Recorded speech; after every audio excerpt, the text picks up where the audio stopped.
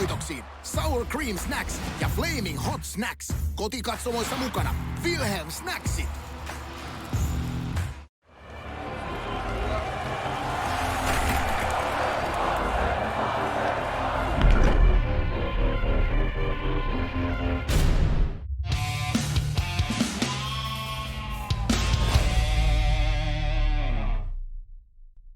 Hello, everybody, and welcome to this presentation of the ECL Elite Division right here on NHL Gamer. My name is Tuki, joined as always by my broadcast partner, One Sin for the win. And Sin, it's the semifinals. We got things kicked off on Monday, 2 games apiece through the first 2-game series. We continue on today, games 3 and 4 in the semifinal matchups. And of course, we kick things off today with the series that, ended the show, opening the show here, though, on Wednesday. It is hREDS and our defending champions in HAVU. We are in store for at least 4 more games of action between these two teams. Of course, with this series, we do know that they will be seen tomorrow. Same time right here on this channel. Of course, that broadcast and finish. The question is, how many games will they be playing and whether or not Philadelphia and Jyväskylä will be playing tomorrow at all. But at the very least, big opportunity for both of these teams to take advantage in this series.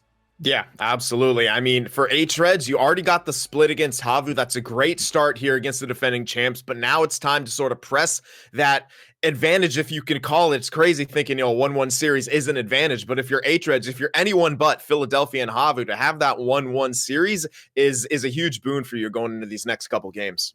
Absolutely. So with that, again, for those that missed it, let's take a look at the playoff bracket as it's played out so far here this postseason. Again, 8 teams from a 16-team league, the best that the European side of things has to offer in a competitive sixes fashion in NHL 21. Went head-to-head again. The final 8 teams were here, and now, of course, we are down to 4. 3 of the top 4 seeds moved on.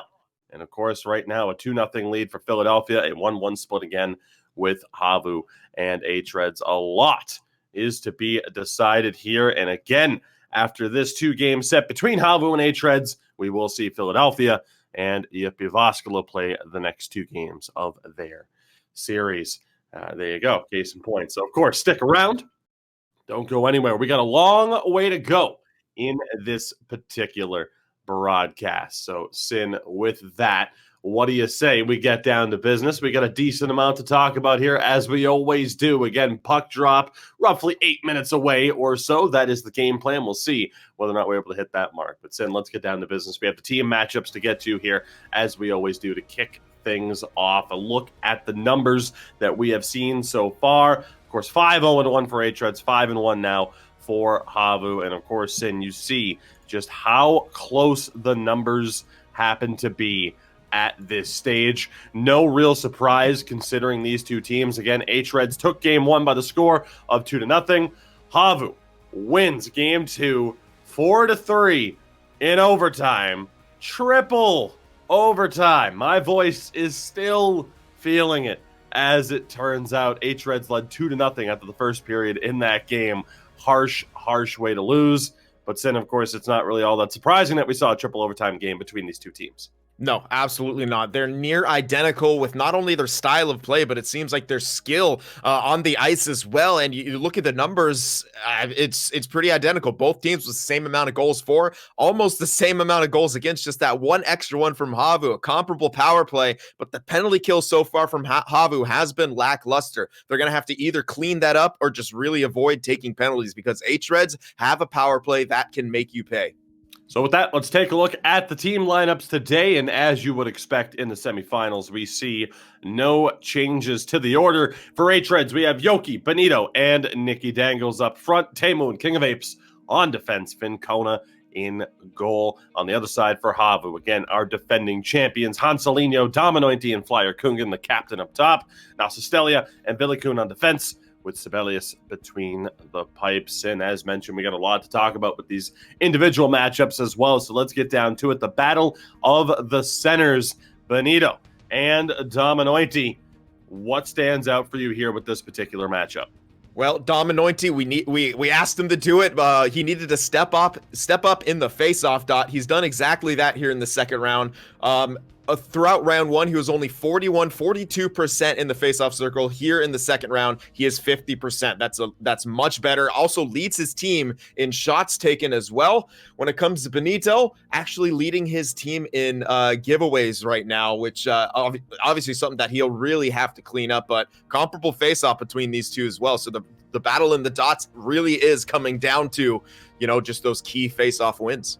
I mean, like you mentioned, basically, it's a 50-50 split here, and we talked about that as well. The need for Dominointi to improve on the draws after a very rough first round for him, and he has done just that. You mentioned, of course, too, with Benito, the 3 goals. No goals in the first 2 games of this series, though. So, again, eyes definitely on both of these players here, both doing well, both with the capability of stepping up. And speaking of stepping up, we'll go over to the winger matchup next. For hREDS, of course, it is Yoki, who has been the main man offensively for this team. He is next to one Nicky Dangles, and on the other side, Hanselinho and Flyer Kungen, consistent as ever against, and not really surprising to see score lines like that, although we've kind of talked about it. Regular season, it was Hanselinho scoring more goals, Flyer Kungen with more assists. It's been a role reversal in the playoffs so far. Yeah, Nicky Dangle's kind of a sleeping giant right now. We're expecting him to get going at some point, but at this stage, it's maybe becoming potentially problematic that he hasn't quite gotten that scoring going. And on the flip side, you look at Hanselinho, Flyer Kungen, you said it, consistency is key, and they're just, left and right side, just carrying this team right now on the offensive side of things, producing what they need to succeed. With that, let's take a look at the battle of the defensemen as well. 4 of the best that this league has to offer. Teemu and King of Apes for hREDS. Now Sostelia and Vilikun for HAVU. Sin, again, living up to the hype, living up to the style of play that we have come to expect from these 4 in this series and in this playoff run so far. Yeah, and there's really no difference, as you can see, when it comes to points, identical. And with their two-way styles of play as well, they've been, very responsible defensively. They're not allowing it, that many odd man rushes or breakaway opportunities. Of course, there was the couple times that Yoki snuck through, and that was, did something that spelled doom for HAVU there in that first one. But it's what it's really going to come down to, I think, not only what these guys can do offensively, but they're going to really have to pay attention and really limit those mistakes even further. Both of these teams have a very methodical style of play. And with that, our final head-to-head matchup, as always, is the goaltenders here, as we see Finn Kona and Sibelius. The stats to this point, both incredibly impressive numbers on display here, and really since so far through this matchup, I mean, they've still played at that incredibly high level. It really is tough to look at this matchup and try to predict who's going to kind of fall off of their game first. I mean, it's a very tough matchup for both offenses to try and put pucks past these two. Yeah, and I think a big reason why these two teams are here is because these goaltenders simply don't have that many games where they completely fall off, and they certainly can't afford that here in the playoffs. So once again, I'm looking for which of these guys can make some of those big game-changing saves at the right moment. And I mean, a shout out to Kenu in chat, where, again, we can attest to Sibelius has one of the best skating strides possibly in the world. So yep. Absolutely, again, multi-talented are these two. Again, we are just a few moments away here from puck drop game 3, and of course game 4 immediately afterwards between these two teams. And of course later on it'll be Philadelphia and Jyväskylä. Phila with a 2-0 series lead in that best of 7. Sin, again, just a few seconds away from puck drop here, but I do think that we have time. Our keys to success, as we always do, and we're going to kick things off here with the hREDS side of things, I do believe.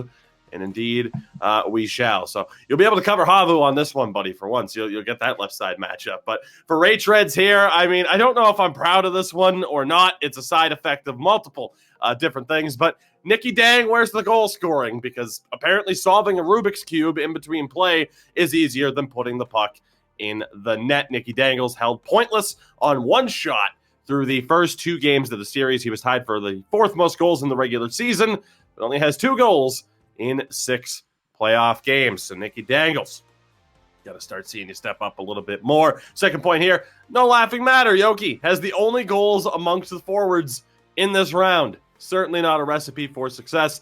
Luckily, he's got 4 of them, the most in this series. So he's been off to a very hot start so far against HAVU. The only other goal scorer on the team is King of Apes. So again, not a winning formula for hREDS. And of course, the final point here, the self-inflicted wounds that we've seen from hREDS at this point. All 5 penalties this round have come in the third period or in overtime.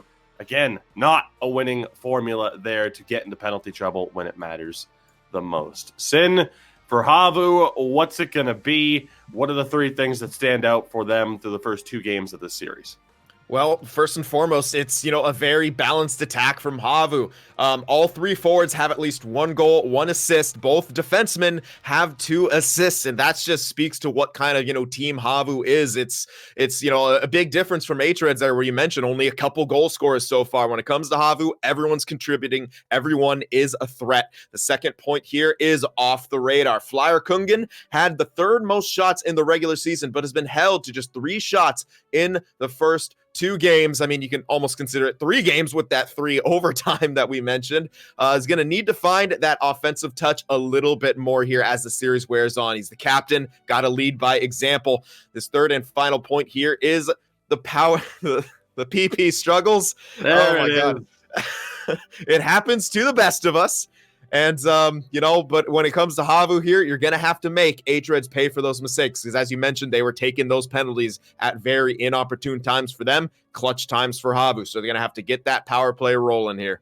Again, HAVU just 1 of 5 on the power play for the regular season's 2nd best man advantage unit there, I guess I'll say, for lack of a better term. So it's really not what we expect to see from HAVU. Sin, I commend you, of course, for being willing to say basically anything that we put down as one of these keys to success. That's why he's the best. He's a professional, ladies and gentlemen. I'm like Ron Burgundy and Anchorman. Anything you put on the teleprompter, I will say. Fantastic. Again, we are just a few seconds away here from puck drop in this first game as we get a look at these squads here. Finn Kona, so good you can't see him, and then maybe that's why it's difficult to put pucks past him, Sin. You never really know where he's going to be. Perhaps at times that Marcus Hogberg-like positioning. I don't know who managed to see that goal against the Ottawa Senators netminder, where he looked like the worst of EASHL goaltenders. The good thing for you guys here that are watching this battle today, we again have 2 of the best. Sin, of course, we know we're going to see that focus, a general lack of emotion from the HAVU squad. Same thing that we're going to see with the Philadelphia team a little bit later on. It is focus at all times, essentially. Just keep your eyes on the prize until that particular game is over. Yeah, and like I said in the last one, it's good to see hREDS at a lot of points looking very loose and stuff. We didn't see a whole ton of that from Jyväskylä. It could just be a difference in personalities, but I mean, as casters, we're going to have to dissect every little thing that we see on screen, especially when it comes to, player performance or even, just the faces on their webcams. So we'll see if hREDS, they do look a bit more serious today. I think, they had to go into the beginning of that series loosey-goosey, but now that they have that 1-game split, I think they really almost got to taste that upset victory and, taste the possibility of them dethroning HAVU here in the second round. Yeah, and I mean, that's one of the key talking points that we had coming into really this season. It was a talking point last season. If you look at those teams that have that opportunity, again, to take the big 2 and turn it into a big 3 in the elite division, hREDS is at the top of that list. And like you said, I mean, last year they lost in 5 rounds or 5 games in the second round against HAVU as well. So again, this is a rematch from last year. And to get that first win out of the way early on, I mean, yes, despite the fact that they probably should have won that second game and really got it, let it get away from them, all things considered, they do have a tremendous opportunity here today in these next 2 games to, really take advantage of this series. So again, we will find out if that is how it is going to go down. Again, 2 of the best teams, to say the least. Again, HAVU, I will continue to sing their praises as defending champions, but perhaps, I mean, some warning signs. I don't want to say looking vulnerable, but there are some warning signs, maybe some opportunities there, again, for hREDS to take advantage of. So Sin, right now, just waiting for these teams to match up here, waiting to see how it goes down. And there you go. Ask and you shall receive. They're in the room at least searching. We are just seconds away from being able to see how this plays out. Then, of course, we see the HAVU lineup, a lot of puck-moving defensemen, playmaker in there, the go-to for these teams. We've mentioned it all season long, but, of course, the European style, very heavy on puck possession, the puck control, the speed as well. So no real surprise to see these lineups. No, I mean, at this point, why fix what's been working for you all season? And, both of these teams seem to have that in mind. Hansalino preferring that playmaker build on the wing side. You don't see that exceptionally often. A lot of people do seem to favor those puck movers on the wing, but still obviously a very viable strategy, something he's comfortable with. And I'll keep stressing that builds are nice. The meta builds are nice, but if you play with something that you're comfortable with, you might have more success than one of the meta builds. So if you're out there watching, you're comfortable with a sniper build, use a sniper build, because it's all about comfort and what you're willing to do, what you're able to do. Knowing that build is just as important as using a quote unquote strong build in the meta. I mean, we've seen it as well with different players in the league. I mean, you look at Varjestad, Afe is always the go-to, using that smaller sniper. I mean, again, like Sid mentioned, there are meta builds for a reason, but there are certainly those who can find success with the other builds. So don't be too off-put by the fact that you're going to see pretty much nothing but playmakers and puck-moving defensemen between the two teams that we have. There you see the hREDS lineup in the white and, unsurprisingly, the red. HAVU in the lovely black and green. Sin game 3 is here. Again, these teams battling it out for the lion's share of a 15K euro prize pool here. And they are so close. Each team just 3 wins away from getting their opportunity in the championship round. Yep, and we'll see what happens here. I want to see which team is able to establish their rhythm first in this one. And we'll see if that neutral zone battle really comes to play early on. Absolutely. So here we go. Game 3 underway. Let's see how this one plays out. HAVU not able to find space over the blue line. The trap game was, I'd say, a little bit more of a consistent element in this series so far through the first 2 games than it was for Philadelphia and Jyväskylä. hREDS, though, in the offensive zone, not able to hold on to the puck here. And it is one Dominointi able to help out his defense, gets the puck back. And again, the very quick movement from HAVU, trying to find those lanes. Flyer Kungen down low. Dominointi in the corner, gets it back to the captain. Gets it all the way back to the point with Natsistelian, again down low. Trying to find that little bit of space, get these guys moving, and pull them out of that collapsing game here in front of the net. Opportunity, though, not there so far. There it is. Flyer Kungen scores! All it takes is one chance. It's off the legs of the defender, but HAVU will take it. The champions strike early. Yep, and I'm curious if Flyer Kungen was meant to go to that short side there. Usually on that sort of play, you see the skater cutting across the net for the far side. Either way, it works out for HAVU right there as they get the goal off a fortuitous bounce. But I like it. They established their zone attack early. They got their down low cycle like they like. They spread out hREDS, found a little bit of space and got it. And they might not be done here entering that offensive zone again. And again, that is the HAVU style that we've seen. hREDS did a good job of neutralizing that level of possession play in the first 2 games. But again, when you get those opportunities in front, good things can happen. Hansalino is going to be taking a seat here in the box, though. hREDS will go on the man advantage, but we'll see what they can do here. The answer is nothing, as Finn Kona got that long stretch to the bench just in time to not be able to move. But again, it is Hansalino going to the box. We're going to see this hREDS power play go to work. In this series so far, 0 for 2, you're not going to get many chances. HAVU don't make mistakes like that this often. No, definitely not. They're going to have to make the most of it. Yeah, you allowed an early goal, but this is a chance to snatch that momentum right back from the jaws of the beast. Off the draw, not able to clear the puck. Second chance, Dominointi will send that one all the way down. Let's see what hREDS are able to do here. High press from Flyer Kungen. hREDS able to find some space, at least for the moment, and there you go. The captain making it happen once more. Great job to work that one out. Drop pass at the line, gains a little bit of space here for Teemu, holding him down the corner. One-timer for King of Apes. Flyer Kungen is there again. What an opening 8 minutes to this one for him. 40 seconds left now on the hREDS man advantage. Right now they're struggling to find space and really struggling to gain the offensive zone. They do here. Near turnover. Teemu still has it. Pinching in, throws it across. Chance shot, and a relatively easy save there on the attempt from Yoki. Yeah, Yoki didn't get the shot animation that he wanted, but one of those slower kind of off-balance ones gave Sibelius plenty of time to get the angle for that and cut it off on that short side.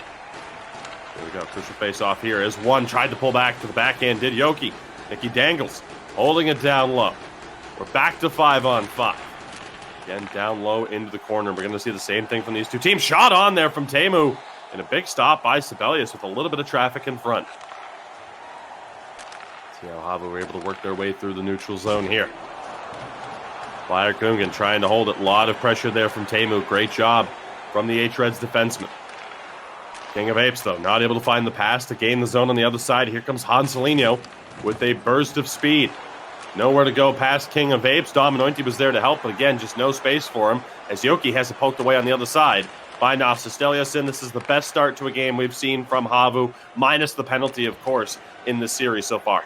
Yeah, no, their defense is there. Their layers of defense all over the place, and hREDS are having a hard time getting set up. Great job again by FlyerKungen, but he turns it over, trying to send it low. Wins it back, finds Villikun, and again, HAVU going down the other way. Nasistelia gains the zone, dumps it low into the corner. Teemu has it poked away. Still holding on to it for the moment are hREDS. Yoki trying to lead it down the other way. Finds King of Apes. He has a step. He has a goal in this series as well so far. The pass back in front, a little bit off the mark. Now we're down to just 5 minutes to go here in the opening frame. Yeah, and what I'm really liking right now is HAVU seem to be much more comfortable, and they're getting their system going with FlyerKungen being that high man at all times, pressing on the forecheck. Has the puck down low here, looking to circle out. Finds Dominointi down low. Couple of options.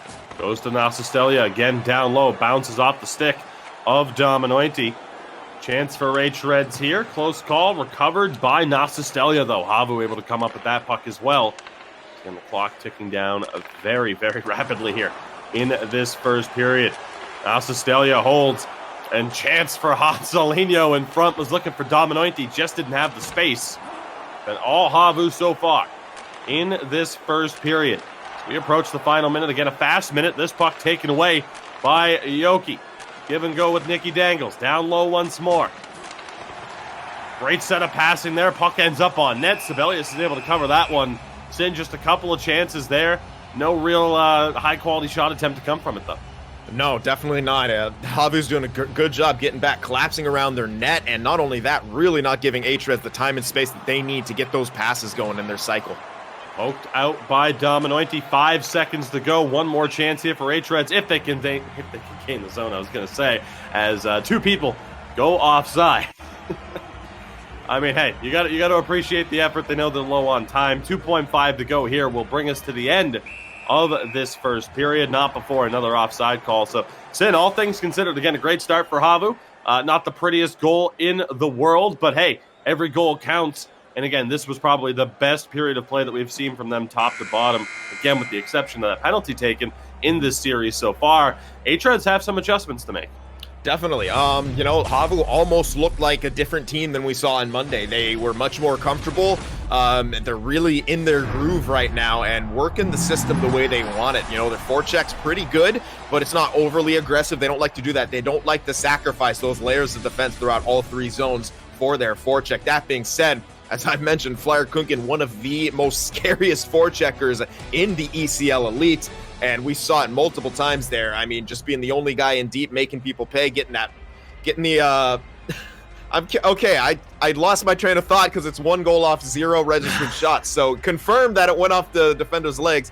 Always like that about this game, how you can have one goal off 0 confirmed shots. But yeah, anyway, FlyerKungen just an absolute threat on the forecheck at all times. Something that hREDS needs to take into account. I did like that eventually hREDS started, getting their cycle going from the left side of the zone too, but it really seems that they still prefer cycling it down low on that right side, the offense running through Yoki. So, they're really going to have to change that up to be able to get through this HAVU defense.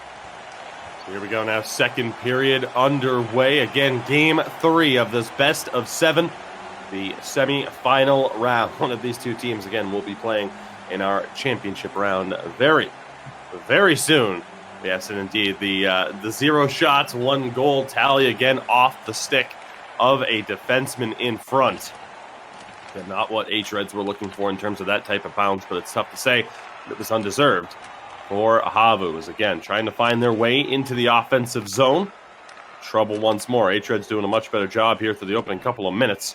And Sim, we saw that a lot, and we've seen it, really for the first time here in this game, you know, the D-to-D passes as they try to work their way through the neutral zone being a little bit off the mark. We'll have to keep an eye out for that as well, but a good job there to neutralize Yoki on a counterattack.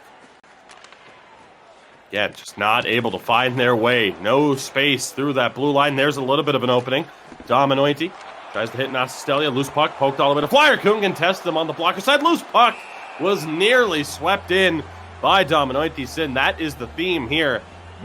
It can look like you have absolutely nothing going and no way to break in over the line, and all of a sudden you have an offensive zone draw after 2 good chances. Yeah, that's what HAVU has right now that hREDS does. An impeccable timing, not only on the break-in. Shot, rebound, second chance put on, but from an odd angle for Flyer Kungan. So, really, that's all it takes is one offensive zone draw, and then all of a sudden these chances can develop rapidly. Yeah, and I really like that HAVU's putting that threat on with the aggressive face-off posture. 5-5 here on the draws. Tie up. Loose puck recovered by hREDS, looking to send it down the other way. Timed well at the line. Yoki drops back to the point. Back over to Teemu here, who tries to go back to the point and likes to go down low instead. Getting that low cycle chance there. Big stop off the stretch by Sibelius. Not the most powerful shot in the world. We've seen that 2 times now for hREDS, that high-quality chance that they're looking for. It just hasn't gone their way. As Dominointi gets over the line, incredible timing. Nasistelia tries to throw one on, blocked down in front. Flyer Kungan still fighting for it, throws one on, and a blocker stop there by Fincona down the other way. So both goaltenders being tested here in the second period so far. We've nearly reached the halfway point already. Unsurprising, and of course, incredibly fast-paced games through the playoffs so far. But Dominointi has it down low in the corner, picked off, loose puck, and hREDS able to clear that one out as well. Let's see what they can do on this counterattack. Benito, nowhere to go. Teemu having trouble. Nicky Dangles misses the chop, and that one's thrown on by Flyer Kungan and stopped. A rolling puck giving hREDS some trouble results in a shot opportunity there. A shot on goal for HAVU. Trouble again here, though, for hREDS trying to get into the zone. Yeah, once again, an errant pass on the break-in here, and that's going to trouble them. If they can't get clean entries, they're not doing a great job of winning those puck races. Away, bouncing puck is recovered by Villikunsen. That might be just the way that they're going to get that first goal, and that offensive chance is, off of a fortunate bounce like that. Yeah, it might just be, and they're going to have to hope for that as well as this keeps going on, and HAVU's looking so good defensively. Benito tried to throw that one in front, not able to get it to a teammate. Dominointi will send this one down and around. Hanselinho will look to give chase. But not really the appropriate timing, of course, that you'd look for with a winger on the far side who was able to chase that one down. hREDS, as a result, going down the other way, but it'll be offside with just over 5 minutes to go here in the second period. Yep, and we're seeing HAVU, the machine has come to life there. Everyone's working in perfect unison right now, and you saw that right there on the bit of the forecheck as they were holding line. 2 wingers in, almost looked like a dice. Chance for Dominointi, what a feed there. Hanselinho denied on the doorstep, though, by Fincona. Sim, was that between the legs? It looked like it to me. Might have just been the ankle, though, that we saw the play from. It's a great chance. HAVU again, trying to find a little bit of space to work it out of the zone. Quick passes back to the defense. Dominointi's been the main man to get them into the zone. Tried to pass it over to Hanselinho. Big hit there. Actually, might have just knocked him off the puck. I think there was a deke attempt. It looked like the old left bumper, right bumper L1R1 hit. Between the legs again. Shot, scores! Flyer Kungan has his second of the game. Top shelf far side off a tremendous feed from Dominointi. Yep, and that all started from the forecheck, but you said it, tremendous feed by Dominointi. He protects the puck super well, found that lane, threaded the needle through, and then Flyer Kungan back and forth on his stick, and then finds that far side top corner. But again, all starts from the forecheck. Flyer Kungan, Dominointi working in tandem, forcing that turnover. And once again, hREDS struggled to get out of their zone. This is the HAVU team that we were expecting to see. And hREDS kind of, took them out of their game early on that Monday matchup. Now HAVU firing on all cylinders, making it work. 2-goal lead. A tremendous goal there, and they might not be done. Nasistelia, a little bit of trouble. We'll be able to get that puck over to Villikun. Final minute of play here in the second period. One more late goal. Gigantic ramifications for the third. Flyer Kungan not able to chase that one down. hREDS have time here on the counterattack. Yoki back to Benito in front, not able to find Nicky Dangles on the far side. 3 seconds to play here. Hansalino will win this race, throws it on with the chop. Rather than the one-timer, I respect it, but Fincona was able to make the stop. So send 8 registered shots for HAVU, and most importantly, a goal late in the second. Yeah, and hREDS, they looked a bit better in that period, but at the same time, still some of those mistakes were forced out by HAVU. And just going to take a moment to talk about how fluid HAVU's attack can be. I mean, they can go 5 men back. They can go 1-4 with Flyer Kungen pressing, or, even Dominointi at times pressing. Or they can go, when hREDS is trying to break it out, they have 2 wingers in, the center in the middle, and then the 2 defensemen back. And that's what I meant by kind of looking like a dice. If you think about a dice on the 5 side, they have the 2-1-2, and it's just every single formula that HAVU has, they can make work, and it's a threat at all times, and that's good. We talk about throwing different looks offensively. You got to do the same on the defensive side of things. And there again, we see Flyer Kungen just willing to throw pucks on Netson. I mean, you talked about it with him in the pregame. 3rd most shots in the regular season, had just 3 shots in the first 2 games. There's a lot more than that already, more than doubling up the total. Might be just kind of a go-to strategy for HAVU at this stage, the willingness to throw pucks on net. Yeah, or maybe he just heard us saying, maybe he should take more shots here, and now he's trying to get those numbers up. Criticize me for that, will you? We'll have to find something else for Games 5 tomorrow, and potentially anything more. Teemu tries to throw that one through traffic. A little bit too much for it to work its way through. Turnover here, hREDS just not able to hold on to it. Billy Kuhn gets the pass up. Great movement here. Hansalino has a step. Back for Flyer Kungen. Loses it. Right on the doorstep. Sends hREDS down the other way. Teemu recovers. Over to King of Apes here. In front opportunity. That was King of Apes. Benito was down in the corner off the initial feed. Again, gives me trouble rather consistently. The different shades of icon, not all that different. Number 90, 94 and 96, of course, between the center and the right defenseman here, as Apes not able to get that pass through. And a chance here for Hansalino, not able to work his way past King of Apes. Great defense there from, again, the best offensive defenseman in the league this season. hREDS, though, take a penalty. Not sure where it was, didn't see it, but HAVU will go on the man advantage and send yet again. It's an instance of a late penalty here for hREDS in the 3rd period or in an overtime. They haven't been able to maintain their discipline late in the game. Yeah, and it's really becoming problematic here. But another thing that's becoming problematic in this game is hREDS are just off on their passing right now. I feel like they're at this point, it's getting worse because they have to force it. Their passing's off. We saw Nicky Dangle, missed a pass, almost led to an icing. Another pass there, which prop to that penalty call. So Yoki in the box. HAVU on the power play here. Billy Kuhn over for Nasistelia. Great movement. Back to the point. They're trying to find Flyer Kungen in the slot. Not able to do so. And this one will be dumped all the way down. Decent start for hREDS there to take away those chances. I think, I can't really say for sure, but it looks as though HAVU certainly wants the captain to get that hat trick. He has the puck down low here. Back for Hansalino. Great movement. Dominointi doesn't pull the trigger on the shot. Sin, I mean, the strategy is obvious from HAVU at this point. High quality, quality over quantity at this stage on the power play, which is an interesting move after we've seen them be a little bit more willing to pull the trigger on shots, and now they're down to just 14 seconds on this power play. Yeah, and I think they're expecting maybe hREDS to be collapsed a bit more, but with how 2 goals down, they have to be a bit more aggressive on this PK and try to force the turnover. Chance here for Flyer. Kungen throws it on, and it nearly found its way to clip in on the inside of the post there. I mean, there you go, Sin. I mean, a dangerous opportunity just throwing the puck on. Again, easy for us to say, not playing at the highest level of competitive sixes, but it's a common theme that we notice, whether it be in the European side of things or the North American side of things with the NACL. Just throw the puck on net sometimes. It's a good thing. I don't know if it's a matter of people just, being so convinced that high quality is the only way, if it's respecting the goaltenders, caring about shooting percentages, but throwing the puck on, good things can happen. Down low, shot, scores! There you go! Nasistelia makes it 3 for HAVU.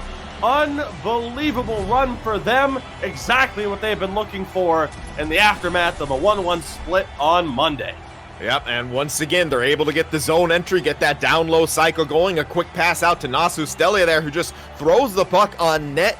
Top right corner. and Fincona can't get back to make the save right there. If you're Fincona, you're in a tough spot right there because you know the down low passes can come, those quick short side shots, the quick cross creases. You got to be aware of that, and you can't let yourself off that post. But you know he pays for it right there with Nasuseli, a quick shot into that top right corner far side.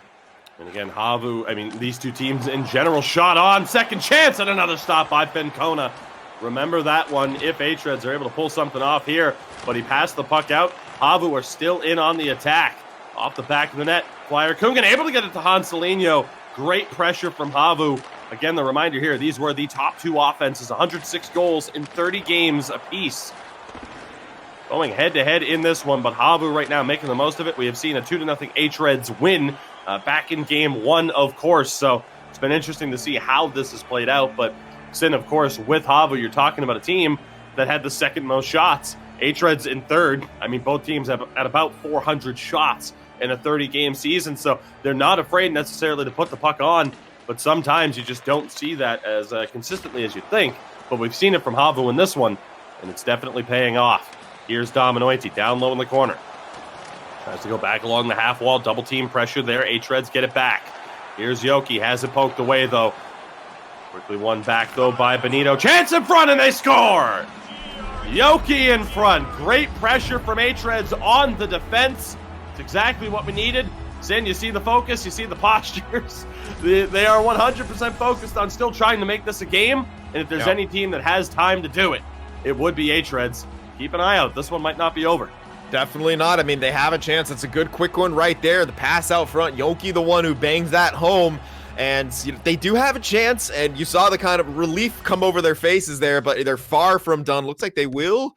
Yeah, they will be calling a timeout right here. So they're going to take, you know, all the chances they could take. And I was curious there. We saw Fincona pass that puck out earlier. That's usually a move a goaltender will make when he just wants to get out of the game there. So, you know, kind of curious about the mental state of hREDS there. But with that goal, that's got to lift their spirits up a little bit. You know, about 4 minutes left. If they get another quick one here, you got that slow minute in the third period. Anything can happen.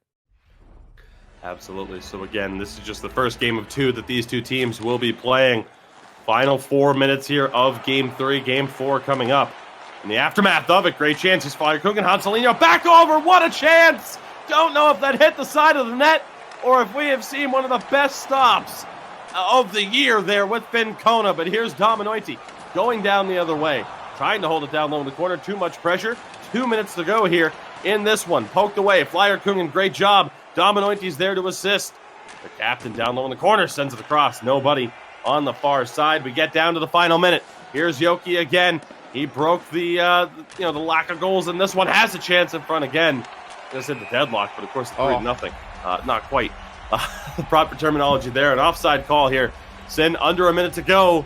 We might not be done though. I mean, again, you could call it the commentators trying to wish for something to be a little bit more interesting in the final stretch. Who doesn't love a bit of drama? But we know from both of these teams, we've seen it. Goals can come from out of nowhere.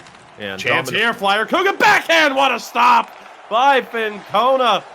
Talk about chances out of nowhere. The commentator's curse strikes again. Fincona has made some spectacular saves here in this third period to keep his team in it. With just 40 seconds to go. Might be too little too late. Yeah, and Dominoiti has been great on the faceoffs here down the stretch. I think he's won like 3 or 4 in a row. Toss, toe, drag, nearly walked it through. Not what hREDS wanted as they tried to clear it. Sin, I swear, HAVU's one of those teams, if not the team at the top of the list, who don't like to let you get a word in edgewise in the middle of games. It's funny how that works. Empty net here for hREDS. Fincona to the box or to the bench. Hanselinho will end it off the empty netter. hREDS trying to get the momentum back in their favor. Try to pull the goaltender late, Sin. Just doesn't work out. HAVU, we're going to walk away with the victory here in Game 3 and take a 2-1 series lead. Yep, and that's, you know, the big insurance marker, the nail in the coffin here at the end. And rough go for hREDS. Right as Fincona got to the bench, the turnover happened. And, HAVU was able to score on that one. So 4-1 will be the final score, most likely here, unless one team's able to put, well, Flyer Kungan might want that hat trick. Nearly had a breakaway there. Still has a chance. Slap shot denied by Fincona. Definitely wants that hat trick. And Sin, if you're hREDS, that is a scary, scary moment there, because right at the end, you could tell how much confidence this HAVU squad was playing with. Yep, that switch has been flipped in HAVU. They are now on fully functional, and if you're hREDS here, you got to be thinking back to that OT game and how that just kind of slipped away from you, because HAVU now is in full force. They looked scary in that one. They were getting their break-ins. They weren't really going off sides as we saw in the first couple games of this series, and they were able to find ways to score on the forecheck, on the cycle, on the rush. They were getting chance after chance, and Fincona had some big saves here, but you look at those shots, 16 shots taken for HAVU, and honestly, they could have even taken more in a lot of cases. You know, we saw in the power play, they were really going for those high percentage shots, and they could have easily had 20, maybe even 25 shots in this one with the way they were playing. A very dominant effort here in Game 3 by HAVU. And again, you get a look at that first goal there. Unfortunate off the stick of King of Apes. Nothing the defense can really do there to prevent that one. Just an unfortunate chain of events.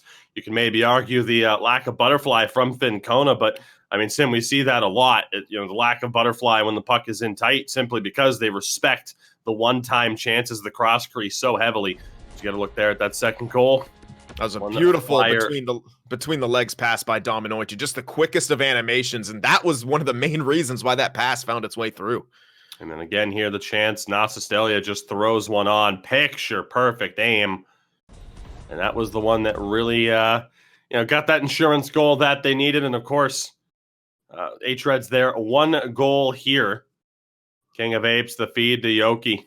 Again, you never know with those cross crease feeds right through the legs, far side. So Sibelius will not be walking away with another playoff shutout, but ultimately, I'm sure he'll take the result. Again, HAVU Gaming now a 2-1 series lead on hREDS in this one. Again, we are guaranteed action in tomorrow's stream, same time, that broadcast in Finnish. Of course, Sin and I will be taking the day off to prep for the championship round. And the question is, of course, which one of these two teams will be there? And ultimately, right now, it's tough to not favor our defending champions in HAVU after a performance like that. We'll be back, though, after a quick word, and then we'll prep you for everything that you need to know heading into Game 4. So for now, say hello to our lovely partners at Wilhelm. Wilhelmin ykköskentän pakkeina uudet tulokkaat. Sour Cream Snacks ja Flaming Hot Snacks. Kotikatsomoissa mukana Wilhelm Snacksit. You see, I told you. I told you. Quick word with Wilhelm. They're straight to the point and delicious, as it turns out. Sin, again, a tremendous performance from HAVU in that one. We can talk about, what went a little bit better for them. And I think, obviously, the strategy heading into Game 4 is going to be simply more of that. I thought as a team unit across the board, Sibelius made big stops when he was called upon. The defense, Nasistelia and Villikun, were phenomenal in that game. There was a point, though, right when hREDS happened to get that lone goal for them that I was about to point out. Like, man, another great stop at the blue line. Unfortunately, there was a turnover after that led to that goal. But again, they were fantastic. As you mentioned, Dominoichi has been so much better on the draw compared to what he was at different points in the series and in different points in the playoffs. And then again, we kind of called upon him. Flyer Kungen, where are you? Let's see you wake up a little bit. You're one of the most prolific point producers in the history of this division. He has shown up today, which really does paint a pretty negative picture for hREDS. A slow start, some penalty trouble that takes away some offensive zone time, some attacking time. And Sin, as you mentioned, their passing game wasn't exactly on point at times when it really needed to be. Yeah, and look who was in on the goal. Yoki scored it. King of Apes with the primary assist. It's the two guys we talked about in the pregame, the two guys who are really getting the points for hREDS. The rest of this squad is going to have to step up because we see from HAVU, everyone was getting in on the scoring action. Dominoichi had some assists, Flyer Kungen with some goals, Nasistelia got a goal, Hanselinho got the empty netter. I mean, they're spreading the love at HAVU, and it really shows in their team system as well. They played as a unit, and that's what separates the elite from the great here in the ECL elite. It's playing as a complete unit. We see it almost, way too consistently from Philadelphia and HAVU. And from other teams, we see glimpses of it from here and there, but that's really the separation. And hREDS, they've got to get that going here and try to even this series up in game 4. If they don't, they're going to have a tough task ahead of them on Thursday. I mean, again, we talked about it, right? In the pregame, like you said, it's been Yoki and King of Apes leading the way. We also saw another point there, the self-inflicted wounds. They've been taking way too many penalties in crunch time in the third period, and of course in overtime of game 2. Again, triple overtime in game 2, as that was one of the most ridiculous games that we ever had the opportunity to call, moments away from going to game 4 or to overtime number 4. Might as well have felt like it was going to game 4 at that point. Already played a lot of extra hockey in the opening 2 games on Monday. But yeah, for hREDS, I think you're right. It really comes down to, unfortunately for us, the obvious. There aren't too many layers to really talk about with this, different spins to put on the struggles that hREDS have right now. You've dropped 2 games in a row. The penalty trouble's a big factor. The lack of scoring from Benito and Nicky Dangles a factor as well. I mean, again, you're talking about 2 players that had 52 goals combined in the regular season at this stage. Benito, 3 goals, Nicky Dangles with 2. I mean, again, it's just not a winning formula for this club right now. Both of these guys yet to score against HAVU, as we mentioned. It's just not going to go their way unless that offense is firing on all cylinders, and that involves, all 3 guys being able to put up points. I mean, like you said, King of Apes right now doing what we expect. Teemu, though, again, just 1 point as well for a guy who had the most assists amongst defensemen and the second most points behind his teammate in King of Apes. So whether or not it's just the hREDS struggle, HAVU neutralizing them, or a combination of both, it just hasn't been what hREDS is going to need it to be if they're going to pull off this upset. Again, last year when these 2 teams met in this very round, 5-game series for HAVU en route to going on to the final and reclaiming their crown as champions. This is the most important game, dare I say, in the history of this club. hREDS needs this. You fall down 3-1, you could very well lose in 5 again. Again, we won't see the conclusion of this series today. Tune in tomorrow, again, same time right here on twitch.tv/NHL Gamer. Our Finnish compatriots will be covering the rest of this series and potentially the rest of our other semifinal series as well. But again, for hREDS right now, they need this win desperately. We talked about game 1, that 2-0 victory being a statement win. It's time to make a real statement win here because everything is pointing towards HAVU having the advantage and playing with that confidence, that swagger that we see them play with on occasion. And again, when they're at that point, I don't know if there's a team in the world that can beat them. So it's time for hREDS to really make that statement win and prove me wrong with what I just said.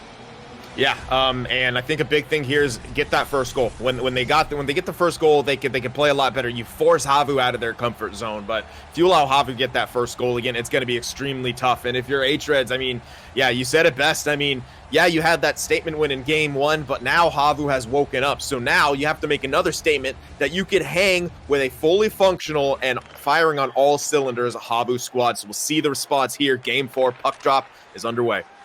Here we go. HAVU in the white and black, of course. hREDS, I think you figured it out already. Game 4 underway.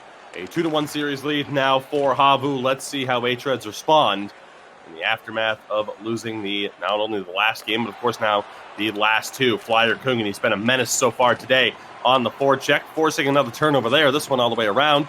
Billy Kung steps up, but not able to make a play on it. hREDS will go down the other way. Here's Benito. Drops back for Nicky Dangles. Benito again.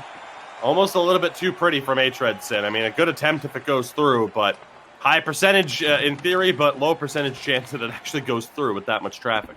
Yeah, and Yoki had the body position on the defenseman. I'm curious as to why Benito passed it back to Nicky Dangles there. Chance! Flyer Kungen nearly caught Finn Kona leaning on the backhand. hREDS in trouble here. The wraparound Hanselino nearly gets that one to go as well. So again, the willingness to just throw pucks on from HAVU paying dividends. Another pass in front. Loose puck kicked back out to the point. Big slap shot there from Nicky Dangles. Another opportunity. We've seen it one and done from hREDS on a couple of occasions in the offensive zone. Good job there to get multiple chances on the same possession. And I like the adjustment. They're just starting to fire more shots. And instead of trying to set up that cycle looking for the chance, they're just taking the chances that are given to them. Absolutely. Here we go. Big move there from Benito. Looking at his options. Tries to go down low. Stuffed out by Nasistelia. Send HAVU down the other way. Villikun just trying to run his way through the defense there. Not going to happen. Here's Benito. He has a little bit of a step. Cuts back. Good pass down to Yoki. He banks it off the back of the net. Still fighting for it below the goal line. Now Nasistelia is going to be able to recover this one. Down the other way, perhaps. Dominointi, no real space to work with. We're already halfway through this first period of play. As Flyer Coogan having it poked off of his tape. Good job there by hREDS to really lock down that blue line, which they did struggle with at times in Game 3. King of Apes trying to work his way through. Nasistelia again shutting things down. Hanselino, great feed to Dominointi. Between the legs again, the confidence really showing off there. But since it's not only a move to show confidence, I mean, legitimately, there is space to make the passes off of those opportunities. It just creates a different look in the passing lane. Yep, it's like the spinorama pass. It just creates another angle, another look, as you said. And it's something that HAVU's really been utilizing here, and it's working out for them. Here we go. Flyer Coogan trying to find space. Nowhere to go on the double team for hREDS. This puck will go to the left of Sibelius. One back by Nicky Dangles in front, and a big glove save there. Benito on the doorstep. hREDS a great opportunity off of the turnover. Yeah, and, that's good for hREDS, forcing it, making Sibelius make saves. That's what you got to do. I mean, again, this is a goaltender sin. We talked about it. Coming over from Jyväskylä last year, we heard from Flyer Coogan in our playoff preview show. It was an adjustment for Sibelius to go from facing a lot more shots on average with Jyväskylä last year to playing behind this HAVU defense, which, again, not going to allow nearly as many shots. They had the second best defense in the regular season. hREDS, of course, third. That's how close these teams are. But, yeah, I mean, it's not a horrible idea to throw more pucks on net at Sibelius, although one could argue that would put him right back in his comfort zone of facing more shots. Again, that is the argument towards not throwing a ton of pucks on net, is if you can keep a goaltender really out of the groove by, only getting 4 super high-quality chances, what are the odds he stops 2 of them, 3 of them, or all 4 of them? They're incredibly low. So that is the counter-argument there.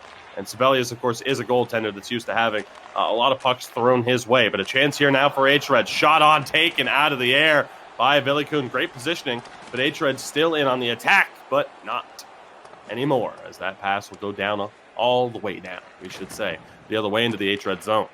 Yeah, and the passing miscommunications continue to happen here for hREDS. That time it cost them zone opportunities. Chance here, though, once more. Yoki throws one on. Great chance there with Benito on the doorstep. No rebound to work with. Good stop by Sibelius. Yep, I really like it from hREDS, going for those shots, looking for rebounds, dirty goals. It doesn't matter how you get them, as we saw from that first goal from HAVU in last game. Tie up. Kicks out to the right of Sibelius. Final 30 seconds here. Anselino taking his time, winding down the shot clock. Tried to find Nasistelia.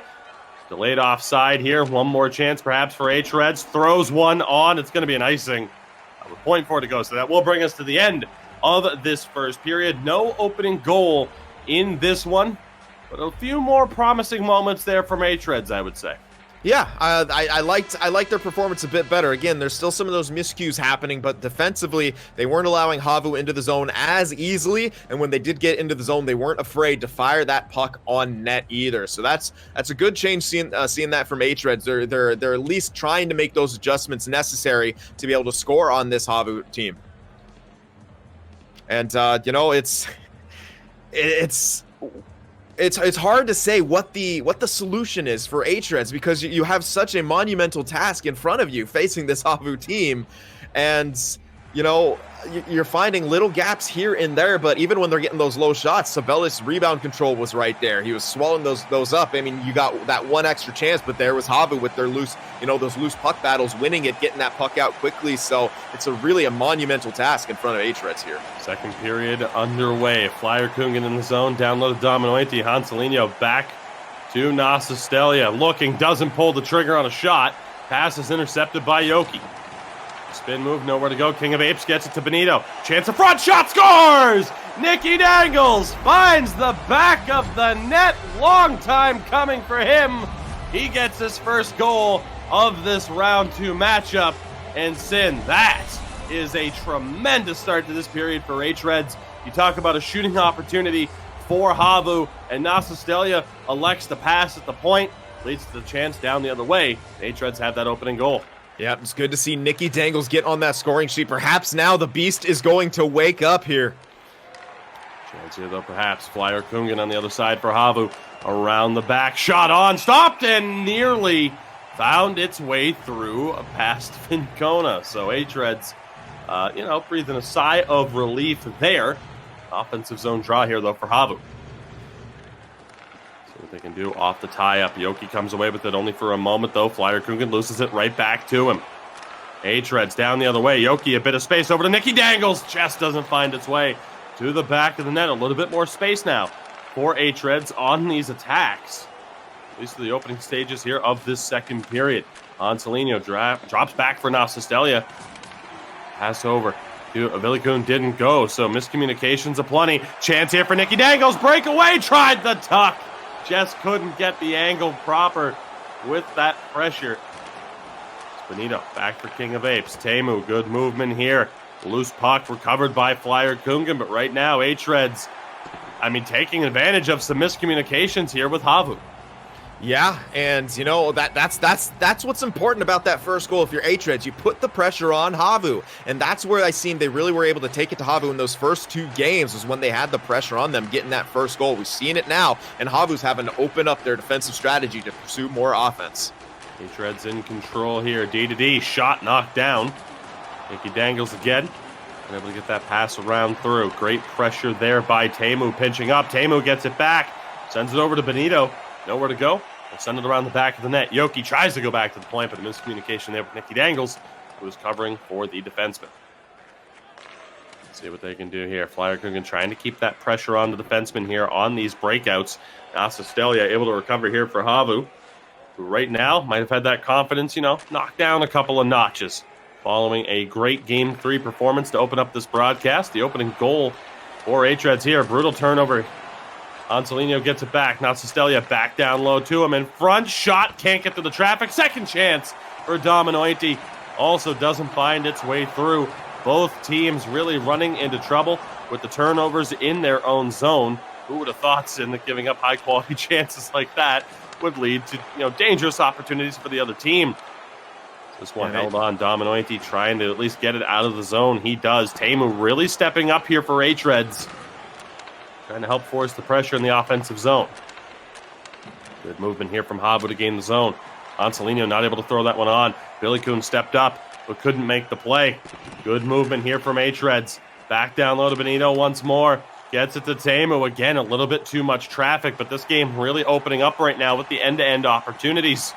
Anselino around the back. Flyer Kungan looked for the wraparound. It was not there. Just over 5 minutes to play here in the second period.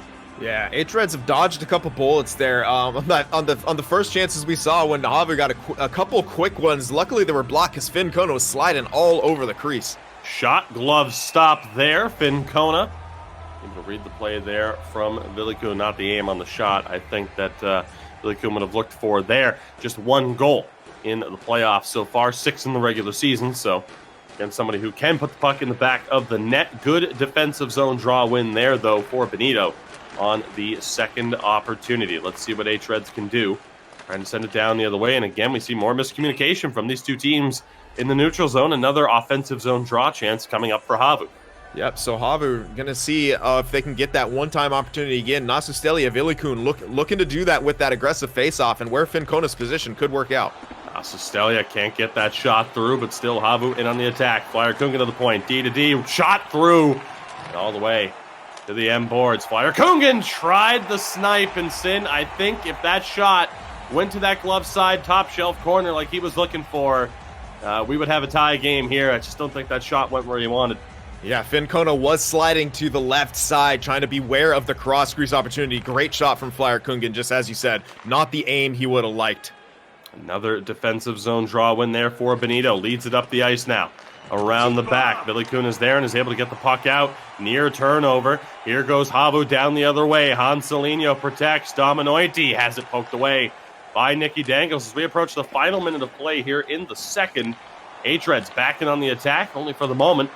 It's knocked back out to the neutral zone. See what happens here. Plenty of time for one of these two teams to score a difference-making goal. Picked off by Dominoiti. Here comes HAVU. Nasustelia has it poked away. Billy Kuhn will pinch up to keep this one in. Dominoiti. Nasustelia's quick shot doesn't find its way through. It's chopped out of the zone. So an early goal in this second period from hREDS sets the tone. They carry the 1-0 lead into the third period. Yep, and they're, if they get tightened up defensively and really stop with those turnovers in their own end, which surprisingly we didn't see a ton of that from them in the first one, at least the unforced errors. We've seen a couple of the unforced errors coming out from King of Apes and Teemu here when they're looking to break it out. That's something that just can't happen, and King of Apes had a phenomenal game one. He was all over the place defensively, making good breakout passes all over the ice offensively. In this one here, he seems to be pressing a little bit, making a couple mistakes. He's going to have to clean that up if hREDS want to hold this lead and even this series back up. And that being said, the entire team of hREDS have got to clean up these music communications on the passing side of things. It's costing them zone time, it's costing them break-ins, and at times it's costing them chances against where Finn Cone has had to come up huge for them because they turn it over in their own end or just over the blue line. So that's really something that they can't afford here against a team like HAVU, who, as we know, is just so dangerous. And a HAVU team that's down is still dangerous as when they're up. But again, they always prefer with their defensive strategy, with those layers, to play with the lead. That being said, they are comfortable coming from behind and only one goal to make up here in this third period, but they got to get on the offensive side quickly. And again, you saw there too, the face-offs are close. The passing percentage is both under 80%, but the shots, the time on attack, all of it much closer than what we saw in Game 3. We begin the third period here of Game 4. hREDS in control. Chance for Yoki. He has a step. And hREDS are going to the man advantage here. So again, not the best start to the period. Flyer Kungan, the captain, will take a seat. Huge opportunity now for hREDS to double up the lead. Yep, Yoki good, just blasting up the middle there and able to force the penalty to come out, but unable to win that faceoff, and HAVU might look to attack here. Anselino trying to weave his way through a lot of traffic. He loses it. Chance for hREDS down the other way. Yoki back to the D. Here's Teemu. Looking for space here. Good movement back to the point. King of Apes, they're looking for it, and they nearly found it with Benito. He's picked off. Yoki wins the puck back, though. Good cycle work again here. Benito just holding it. Not a ton of pressure coming his way. Back across. You can see that set play that hREDS are looking for. HAVU all over it right now, and they elect to send it all the way down. So that'll pretty much do it for the man advantage. I mean, it was a great job by hREDS to hold it into the zone. Ultimately not able to get that high-quality look that they were hoping for. Back to 5-on-5. Let's see what hREDS can do here, trying to work their way into the zone. Valuable time ticking off the clock here for HAVU at this stage. They were shut out in Game 1, so it's got to be something that's on their mind here, Sam. Yeah, and that's a big mistiming from hREDS. That would have been a great break-in, but someone crossed that line early. Once again, a miscommunication that leads to them not getting more zone time here. Those mistakes starting to add up, and if HAVU's able to tie this game or take the lead, they're really going to be, remembering those mistakes for the next couple days. Flyer Kungan trying to get that forechecking pressure going. Doesn't work out for them. hREDS maintaining possession here. King of Apes able to find Nicky Dangles, gets it right back, and again finds Nicky Dangles. Great chance here. Benito holding. Nicky Dangles scores! What a feed! Unbelievable! Eyes in the back of his head. Nicky Dangles has his second of the game, and hREDS are now up by 2. That goal does not happen without Benito. What a pass right there. Goes into skating backwards with the L skating, then a no-look backhand feed to Nicky Dangles on the doorstep, who tucks that in short side. Not a whole lot Sibelius could do on that play. I mean, my goodness, what a pass. Just terrific vision, perfectly threaded that needle home, and Nicky Dangles now 2 goals in this one, really starting to get going here. The young man's put the Rubik's Cube down. He's focused, and it's working out. The first 2 goals of the second round for him, now up to 4 in this postseason. What an effort here to double it up. Look at Yoki winning that one back. has a chance again. Benito tries to go back to Yoki. Billy couldn't able to pick that one off, and right now, I mean, again, it's a little bit nerve-wracking for HAVU. You have to think. I mean, we know they're going to stay focused, but now is the time to throw everything at the wall that you possibly can. Loose puck taken away here. Yoki has a little bit of a step. Great speed from Villikun to stick with them, but Yoki still in possession. Down low for Benito. Has a couple of options. Circles back along the half wall. Finds Nicky Dangles down low once more. He goes over to the far side. Teemu sends it back down low and again gets it back along the half wall. Benito tries to throw a backhand on. I think at that point, and that is something you simply can't do.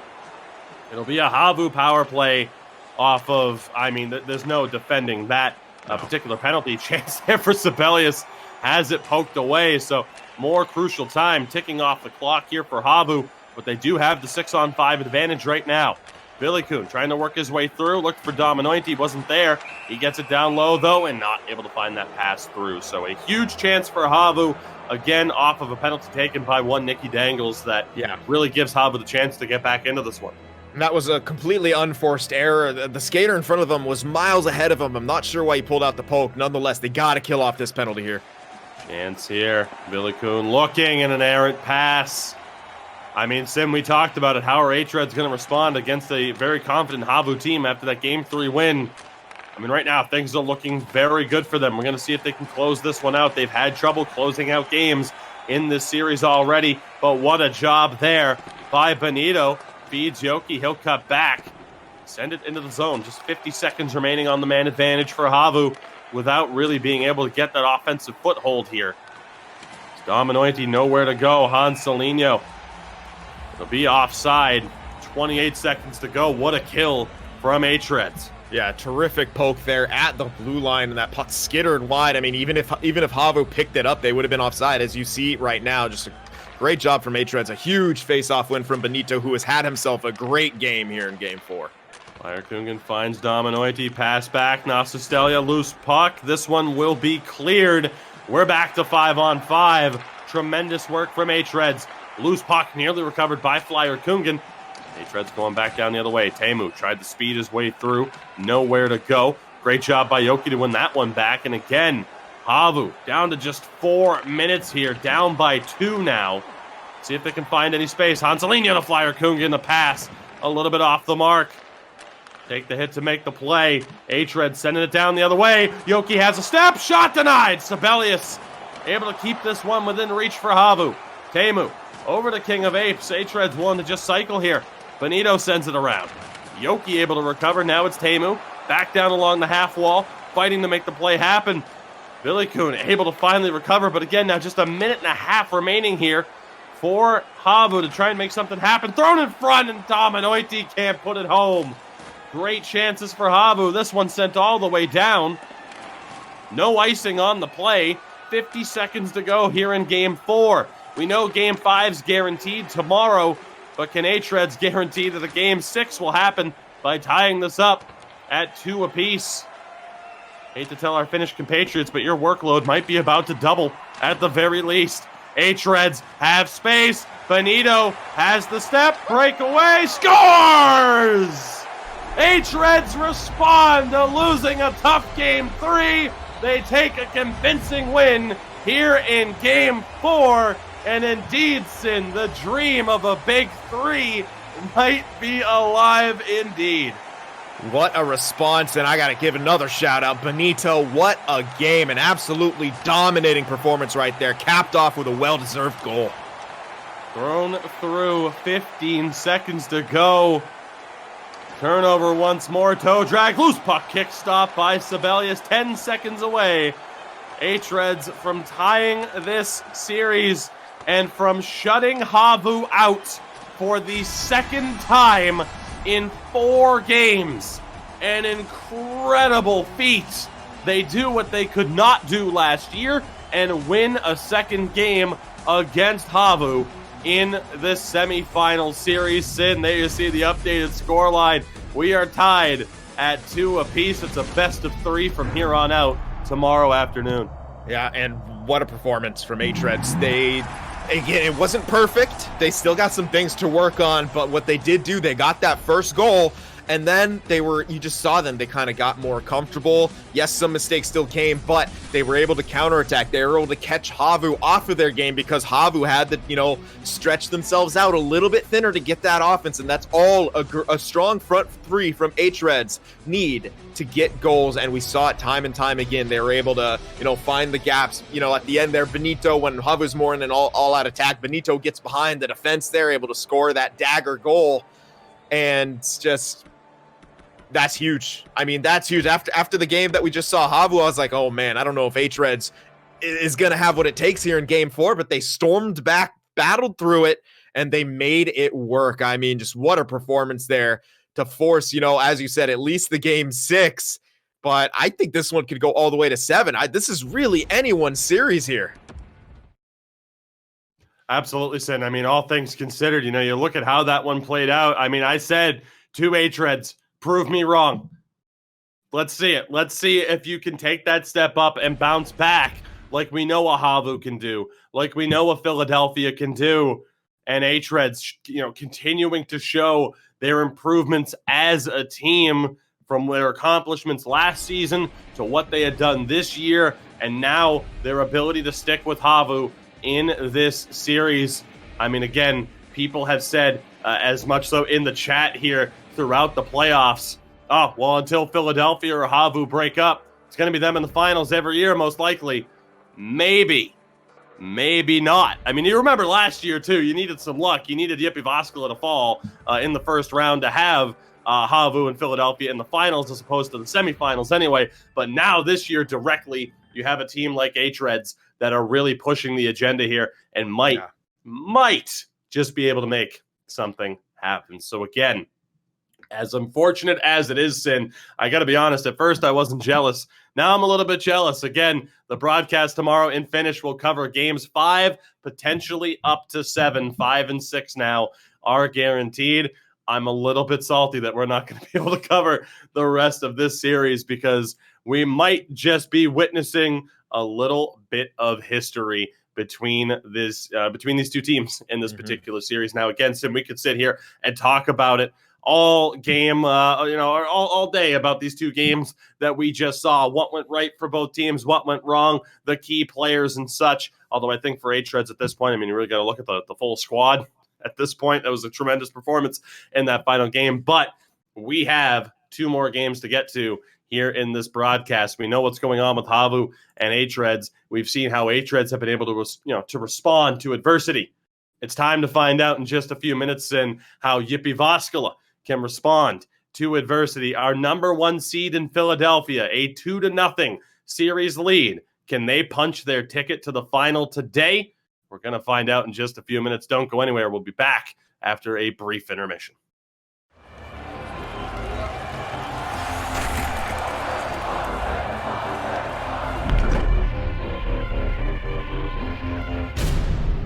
Wilhelmin ykköskentän pakkeina uudet tulokkaat. Sour Cream Snacks ja Flaming Hot Snacks. Kotikatsomoissa mukana Wilhelm Snacksit. And we are back. Hello again, everybody. Thank you for sticking with us. My name is Toogie, of course, joined as always by my broadcast partner in one sin for the win. We started this broadcast off with 2 games between hREDS and our defending champions in HAVU Gaming, and now we switch our focus to the other semi-final matchup. It is former champions in Philadelphia, our number 1 seed, who currently have a 2-0 series advantage on 5th seed, Jyväskylä. Sin, of course, a lot to get to here with the individual breakdowns. But again, a reminder, a look at the bracket for those of you who might not be as completely up to date on what is going on around the elite division. Again, I mentioned it before. We start with 16 teams, 16 of the very best that the competitive 16 has to offer on either side of the pond. We work it down to 8, and now we are down to the top 4, and Philadelphia has an opportunity today to punch their ticket to the final, an opportunity to regain their crown at the top of the mountain. But standing in their way is a Jyväskylä squad that does have a lot to prove and has a great opportunity today, Sin, to bounce back and make this a series.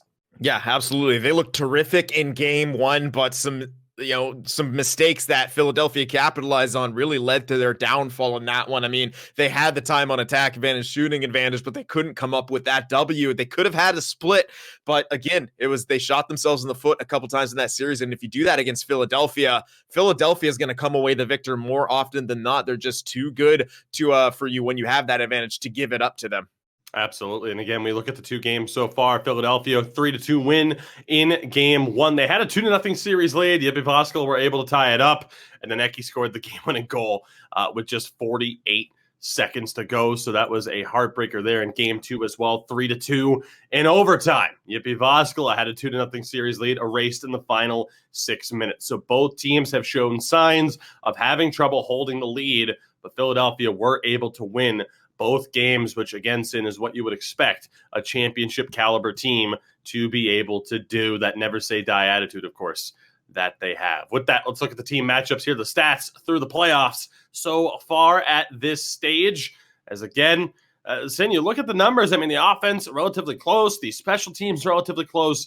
But again, you talk about the playoffs. You talk about, the limited number of games, the smaller sample size that we've seen, and that 4 extra goals against really can play a factor long term. But of course, again, 2 straight 3-2 final score lines. Of course, it has been an incredibly close series. Yeah, absolutely. I mean, close is almost an understatement at times. They've really seemed to give Philadelphia a run for their money, but they are down 2-0, and that just comes down to Jyväskylä didn't capitalize on the opportunities that they had to close out a game. And it's curious to see both the top 2 defensive teams, in the regular season struggle to hold leads. It's not something that you'd kind of expect, but here in the ECL playoffs, we always say expect the unexpected. Absolutely. So with that, let's get you a look at the team lineups today for Jyväskylä. It is, again, a Rookie of the Year favorite in HAVU alongside Antti and the captain of the team, Indy. That is the dominant front three, of course, for Jyväskylä that we've seen this season. On defense, we have Domi and Ilmari. Sandro returns between the pipes. In no split, no tandem anymore with Teme. It is Sandro's net. And again, he has had a very strong start to this series, despite the current series scoreline. On the flip side, though, of course, for Philadelphia, playmaker, the captain Patzloff and Eki, J. Toro and Loimu on defense, Kape between the pipes. Sin, it doesn't get much better than that 6-man unit right there. No, absolutely not. I mean, this is the team. This is that Philadelphia team that's been there for the whole time, and they are exceptionally strong, looking perhaps no stronger than they are this season. So with that, of course, we'll go to the individual breakdowns here. Let's kick things off with the battle of the centers, as we always do. It is Antti against Patzloff. Sin, what stands out for you here? I mean, aside from a pretty drastic swing in terms of points that you might not expect. Yeah, I mean, it's kind of nuts. Patzloff in that first round, 8 points, only 1 goal here so far in the second one, but it's the face-off battle for me. Antti has really struggled in the dot so far. He's got only about, a 40.6 face-off percentage to Patzloff, who has 59.4. Antti has to do better. He's got to get more possession for his team. Otherwise, this could be a very long series. And with that, of course, we'll move things over to the battle of the wingers next. For Jyväskylä, again, we've mentioned him a ton, and you can see why. Leading the way amongst these wingers in points, it is the rookie Vatu next to Indy, who has been a crucial factor, of course, to this lineup's success so far in this postseason. But on the flip side, again, Sin, it doesn't get any better, I'd say, than these two. It is Playmaker and Eki, as dynamic of a duo as you can possibly find on any lineup on either side of the globe.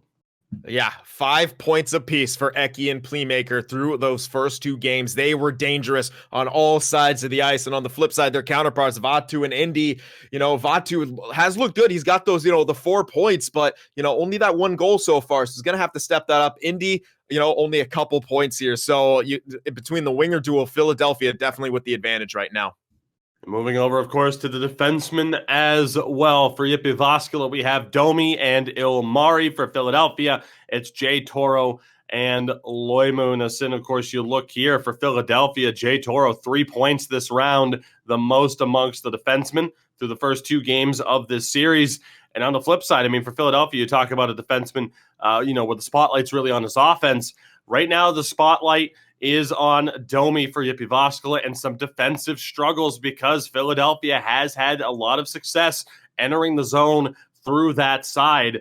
Domi, of course, a big part of that offense as well. So you factor in, how often you might be kind of scrambling to catch up from the offensive zone. But right now, that has been a big factor in this series so far.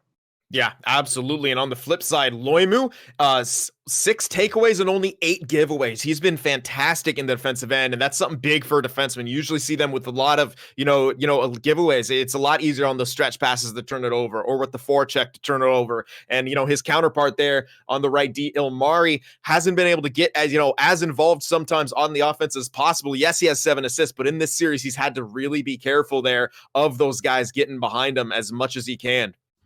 Absolutely. And of course, our final head-to-head matchup here, it is the battle of the goaltenders. We have 2 of the very best in Sandro and Kape. Of course, and the thing to note here, Kape doesn't face many shots, so that lower save percentage might not seem elite, but of course, he is someone who is more than capable of making the big saves and of leading his team to victory, of course, and because you look back at some of those regular season stats and what he was able to do.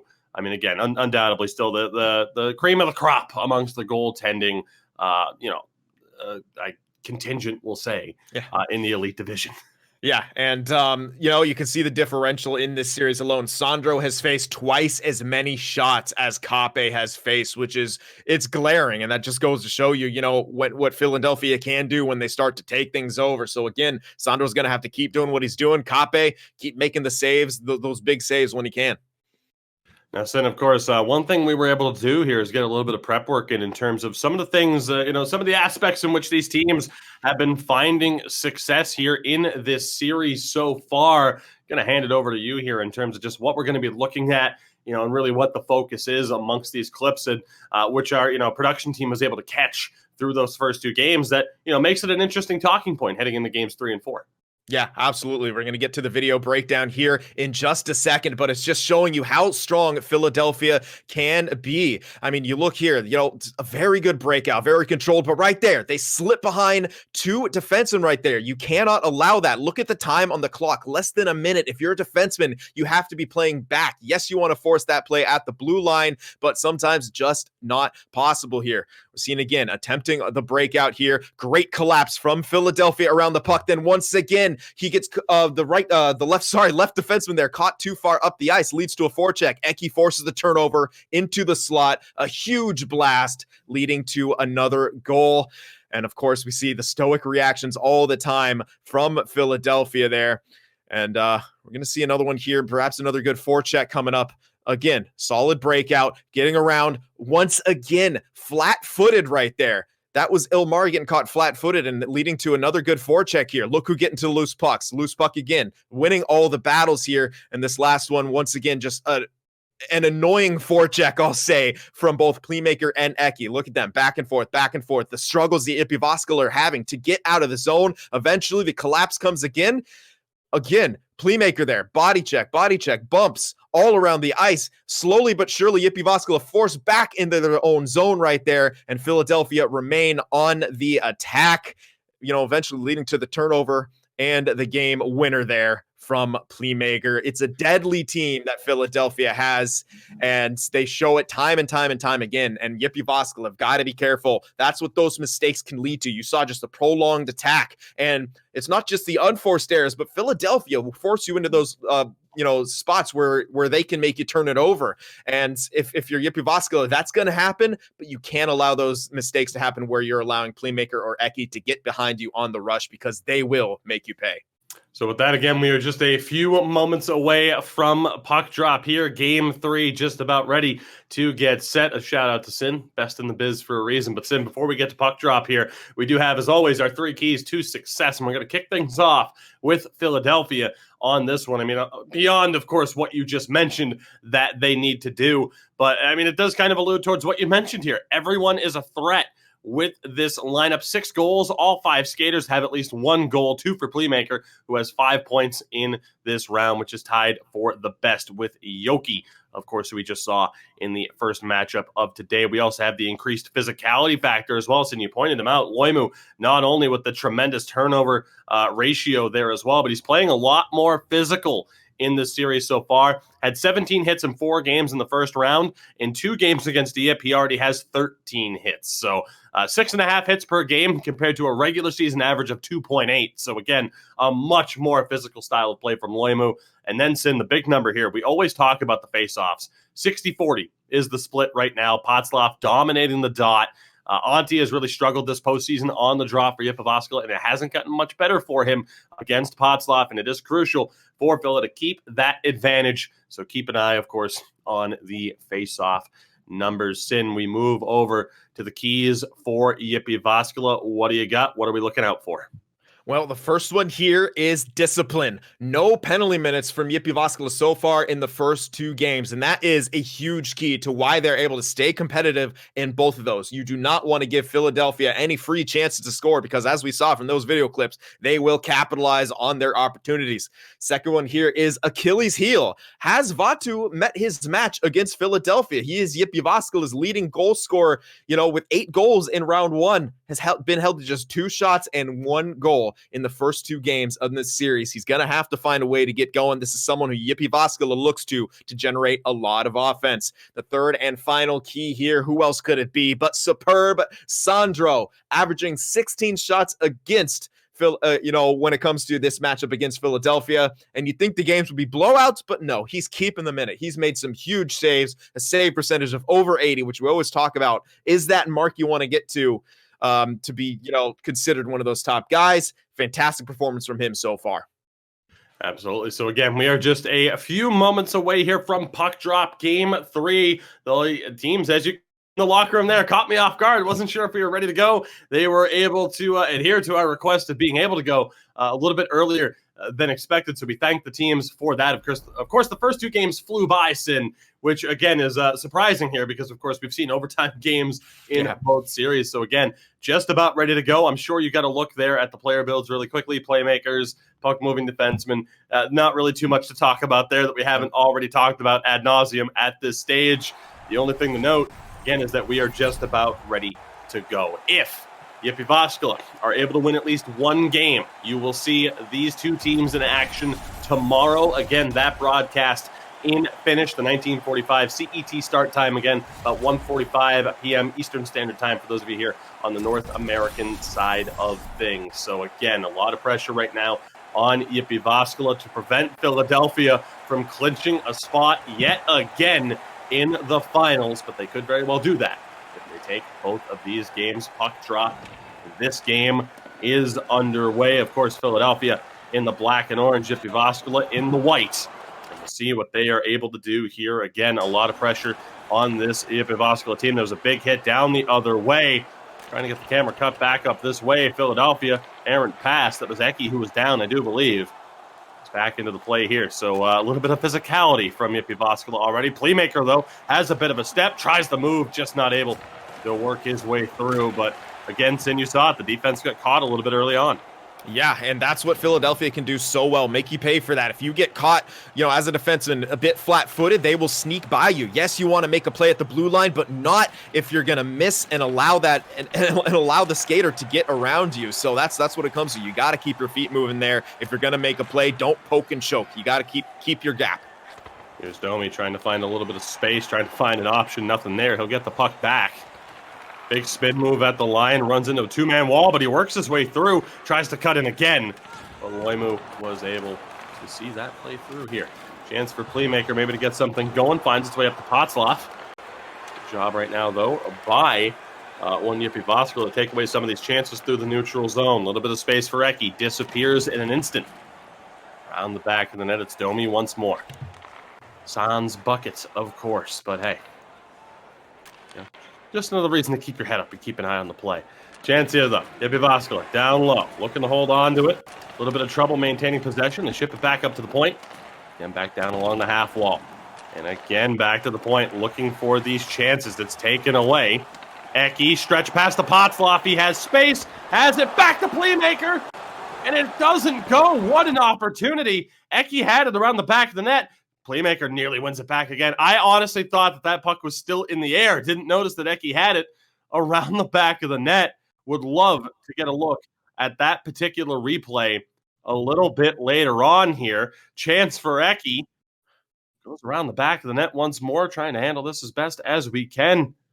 It's Playmaker. Sends it around the back. Jyväskylä trying to hold on to this one as well. And we'll see what Yip is able to do here, trying to get it out of their zone. A lot of passes to try and get something going here. Back down into the offensive zone, 4-1 Jyväskylä at this point. Try the cut in front, doesn't go. Kape's there, able to make the stop, and we'll get a face-off here. Yeah, and it's getting a bit hectic here for both of these teams. I mean, you saw Philadelphia on that attack with the forecheck going. They're forcing a lot of plays coming out from Jyväskylä, really getting those offensive chances. I still don't know how that one didn't go in. I mean, they had the open net to shoot at, and it just hit a body, hit something, and couldn't go. There we go. Seems as though the technical issues on this side of things back to the standard that we expect. Again, we apologize for those issues. We march on. Let me know. Give me a grade on how well I was able to track the action while we were in stop motion for a minute. I thought I did pretty good. Potsloff tries to throw that one in front, nearly banked off the skate of Sandro. And I'm under 5 minutes to play here. Jyväskylä throwing it around the back. Trying to find a little bit of space here on the breakout. Good feed to find Domi, but he runs into traffic. Eki able to find Playmaker. Domi there trying to defend. Great patience from Playmaker. Eki cuts in. Can't get the shot off clean. Puck is still loose right there on the doorstep. And Jyväskylä survive it for the moment. Potsloff has it poked away. Playmaker tries to throw one on. Eki has it down low. Loose puck again, just sitting in the slot, begging for someone to get a piece of it. Just doesn't happen. Jyväskylä again, nowhere to go as they try to cross the blue line. Chance for Ilmari to maybe find the lane. Good movement. Vatu takes the hit, makes the play. Loose puck is recovered by Jay Toro. Final minute here of this first period. Zeki with a big interception there. Here's Potsloff. Self-sauce for speed. Playmaker has time to work, but is bumped off the puck by Ilmari. That one's sent all the way down to Sin. That'll bring us to the end of this first period. An interesting one, all things considered. But still scoreless in this one. Yeah, if you're Jyväskylä, you got to be thanking, both your goaltender and the lucky stars that this one is scoreless. We're getting a look right there. What a shot block from Ilmari. That was a goal. The entire left side of the net was open. The shot came, but Ilmari, terrific positioning to help his goaltender out, bailing him out there, and they couldn't get to the loose pucks either. But Philadelphia looked dangerous right there. Jyväskylä, a couple chances, but I wouldn't say they looked overly dangerous, and they're being plagued by the same sort of things.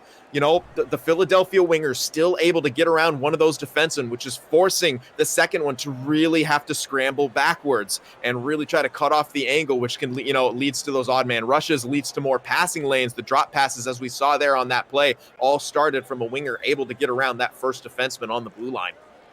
So we get a look at Omari's infamous stand. I love it. I can't get over it. How is that comfortable? I mean, at least you're staying limber, I guess. I don't know. It's a combination, I suppose, of being able to stretch while playing. Hey, it is what it is.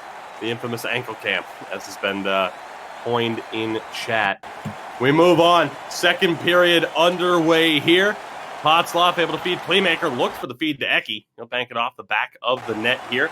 Loose puck fought on for doorstep. Chance for Potsloff. What a stop by Sandro. Another chance for Playmaker. He went between the legs. Jay Toro throws one on. Loose puck is covered by Sandro. Tremendous chances for Philadelphia in the first minute and a half of this period. Absolute jackals on those loose pucks. And then you saw, like Wolves, Jay Toro, Lorimu starting to collapse and retrieving even more pucks, keeping that puck down low. So Philadelphia, Sim, what you're saying is their logo. It's a jackal. Jackal? Yeah, it's a jackal. Jackal. Chance here for Jyväskylä. Again, though, just a little bit too much trouble to work it over the line. Playmaker with a decent amount of space, but good defense there by Domi. But, Sim, we've noticed here, Vatu, I feel like, just really being left such little space here. I think Philadelphia really made it a point to try and shut down the rookie threat for Jyväskylä. We'll see if he can get back into this one, though. Yeah, absolutely. And we're seeing Philadelphia really be able to take their times with their break-ins. Even on a broken play, as you saw right there, they're able to get possession. Jyväskylä on the counterattack, trying to get something established, but the back-checking from Philadelphia, right back in position, and they're already trapping up their own blue line. Time to out the line here, and they draw the trip. So a very interesting, uncharacteristic mistake for Philadelphia. That is going to be Jay Toro, the left defenseman, taking a seat. Great chance here for Yip to work their way into this one. They win the draw. Set play. Just blocked down in front. In an instant, a matter of 5 seconds, Jyväskylä went from struggling to nearly finding the back of the net. Yeah, absolutely. Great play right there. But if you're going to have a forward back on defense for Philadelphia, Eki, one of the best in the business. Let's see here. Errant pass will lead to a chance for a free clearance. Eki doesn't send it all the way down. Playmaker does. Halfway through the man advantage now for Jyväskylä. We'll see what they can do here. Down the other way. Domi into the zone. Throws it back across. Poked away, but still in the offensive zone here. That shot knocked down in front. Another pass attempt. Indy just had nowhere to go. That one sent all the way down and sitting. That'll bring us back to 5-on-5. Yeah, terrific kill from Philadelphia. A couple scary moments. Jyväskylä did get a couple chances, but I like from Philadelphia they limited those second and third opportunities. Here we go. Yep, still in the zone. Turnover here. Playmaker has a one-on-one with Ilmari. Help is on the way. Tried to snipe it far side. Just wide of the post. That one thrown across by Antti. Vatu not able to hold the line due to the contact. Just about halfway now through this second period. And there we see an injury for Antti, the centerman, after taking that puck to the ankle. Yeah, I was wondering because he was the one who got that loose puck off of the ring around the boards off the far side shot miss. I thought he just had no more juice in the tank. He was skating exceptionally slow, couldn't get a rush play going, which led to that offside. And here we go now, halfway through an offside call there. Halfway through this second period, halfway through the game of Game 3 in this series. Again, best of 7. Philadelphia with a 2-0 lead. They win this one. Jyväskylä not guaranteed play tomorrow. Not guaranteed play tomorrow anyway. Chance for Playmaker. Tried to throw it across. Looked like it deflected. Not sure if Potzloff got a piece of that one. Regardless, Sandro takes it to the chest. We'll have a face-off. Yep, the third key of the game for Jyväskylä. Sandro having himself a tremendous game so far. A couple of these could have been goals, but he's stood tall in that crease and really helping out Jyväskylä. Somebody get the mascot off the ice. He's glitching through the boards. How does that happen? EA, where are the answers? It's Philadelphia back in possession. Loimu able to hit Eki, but again, good traffic there. Batu able to take that one away. Still looking for our first goal of this game. Over the line. Antti tries to send it down low. Loimu was there to take it away. Shrugs off pressure from Indy. Sends it around the back. Quick out here. Eki has a step. Wins the race. Forced to be a little bit patient, though. Holds it around the back. Not able to hold on to it. Playmaker recovers. Dishes back to the point. D-to-D work here, and again cycling it low. Eki below the goal line. Looking for options. Not able to find Potzloff. That was perfect defense from Yip. Eki still has it, though, competing with the Jyväskylä players and his own mascot. Still fighting for the puck. Back to Potzloff. Shot to the traffic. Just not able to find its way home. This one will be sent down, and it will be for icing with 4:10 remaining.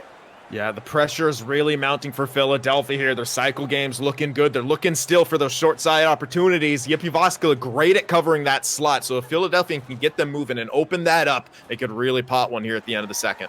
Tie up on the draw. Potzloff recovers. Can't get the shot off, though. 3.5 remaining here. Good patience from Vatu. Finds Domi. Trying to work his way through. Nowhere to go. Stripped of the puck.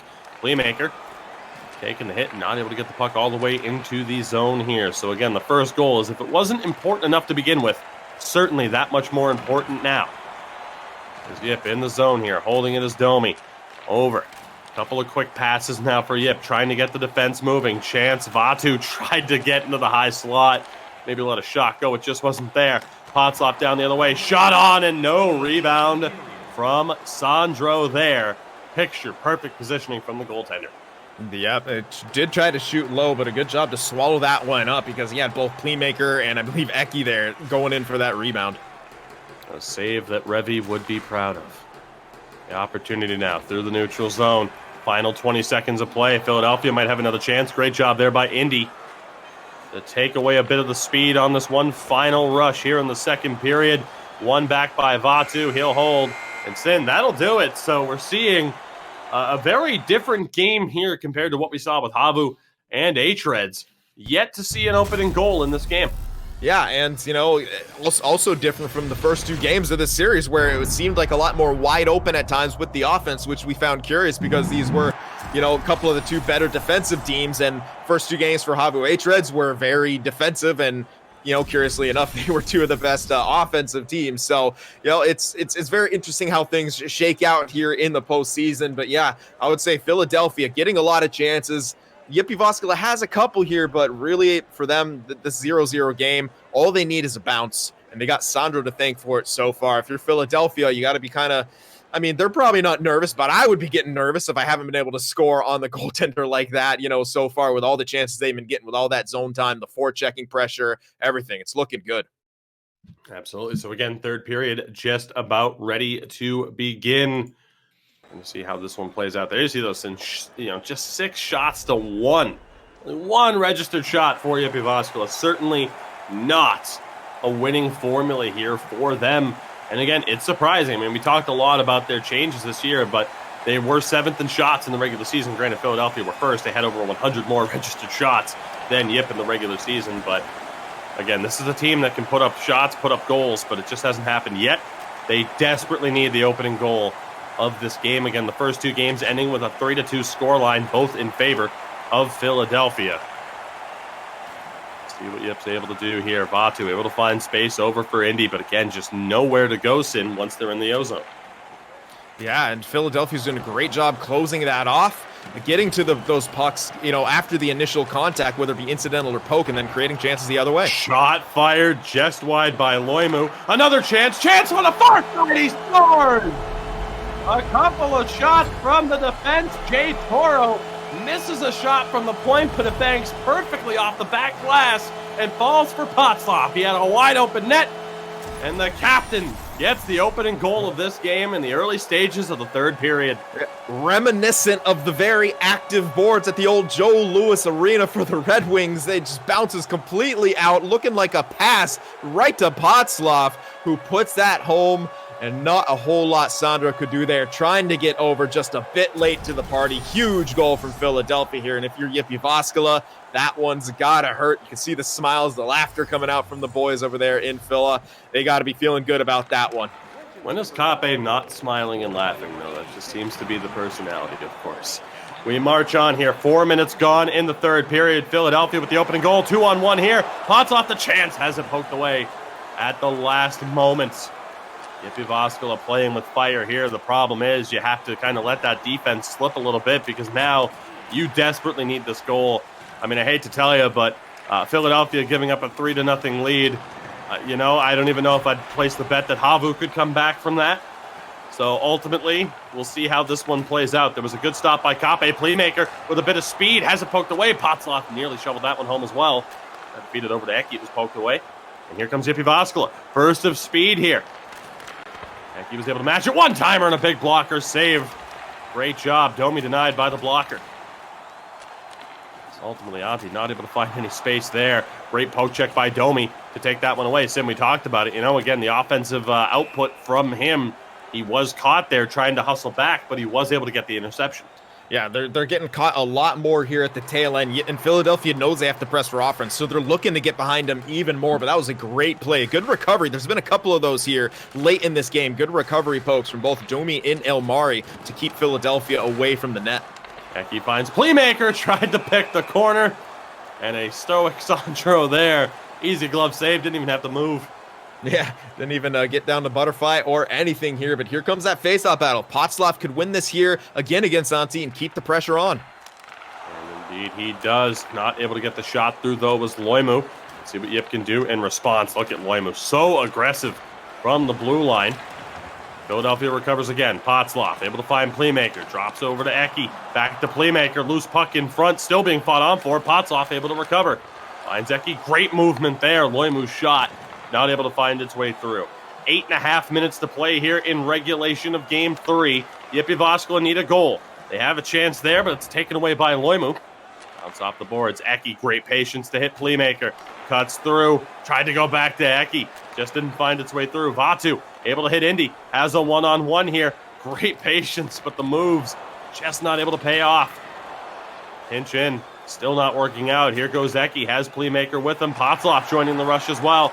Back to Eki. Pulls the trigger. Kick save by Sandro. He plays it out against him. We saw that late in the last series as well. Maybe a sign of frustration or just desperation to catch Philadelphia off guard.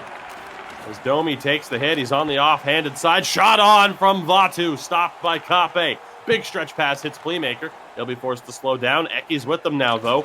Just over 4 minutes to go. No space for Eki, but J Toro pinching in. Able to keep the agenda going. Back over to Eki. Scores!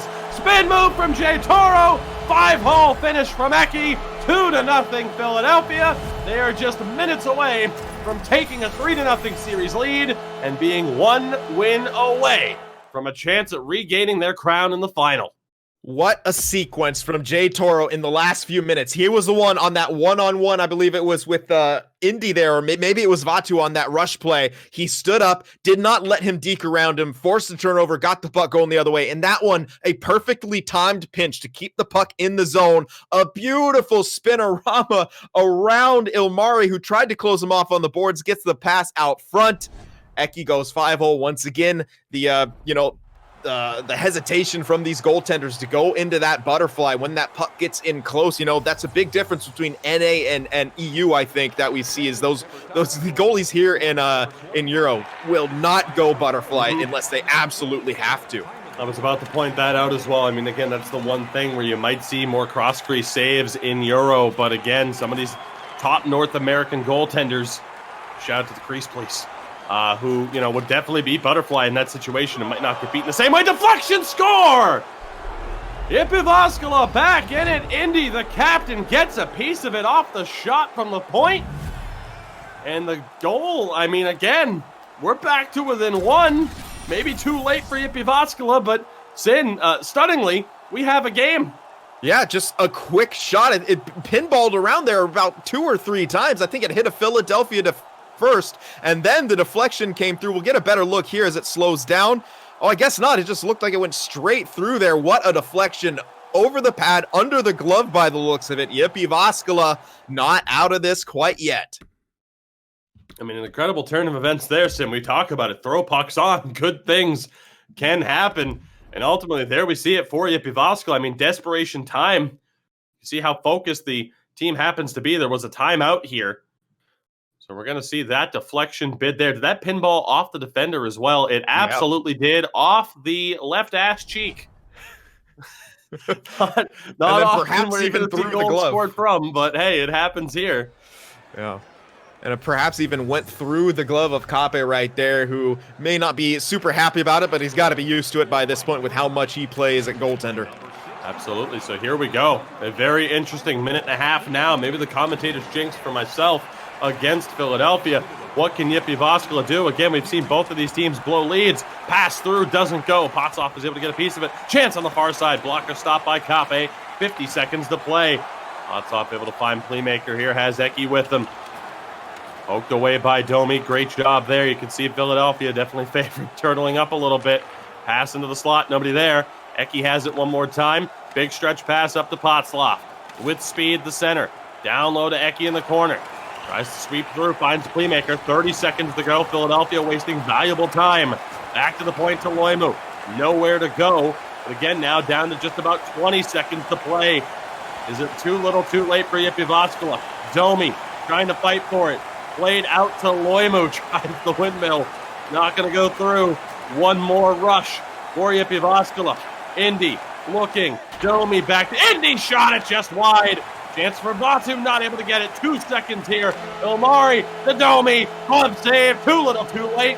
Philadelphia take a commanding 3-0 series lead.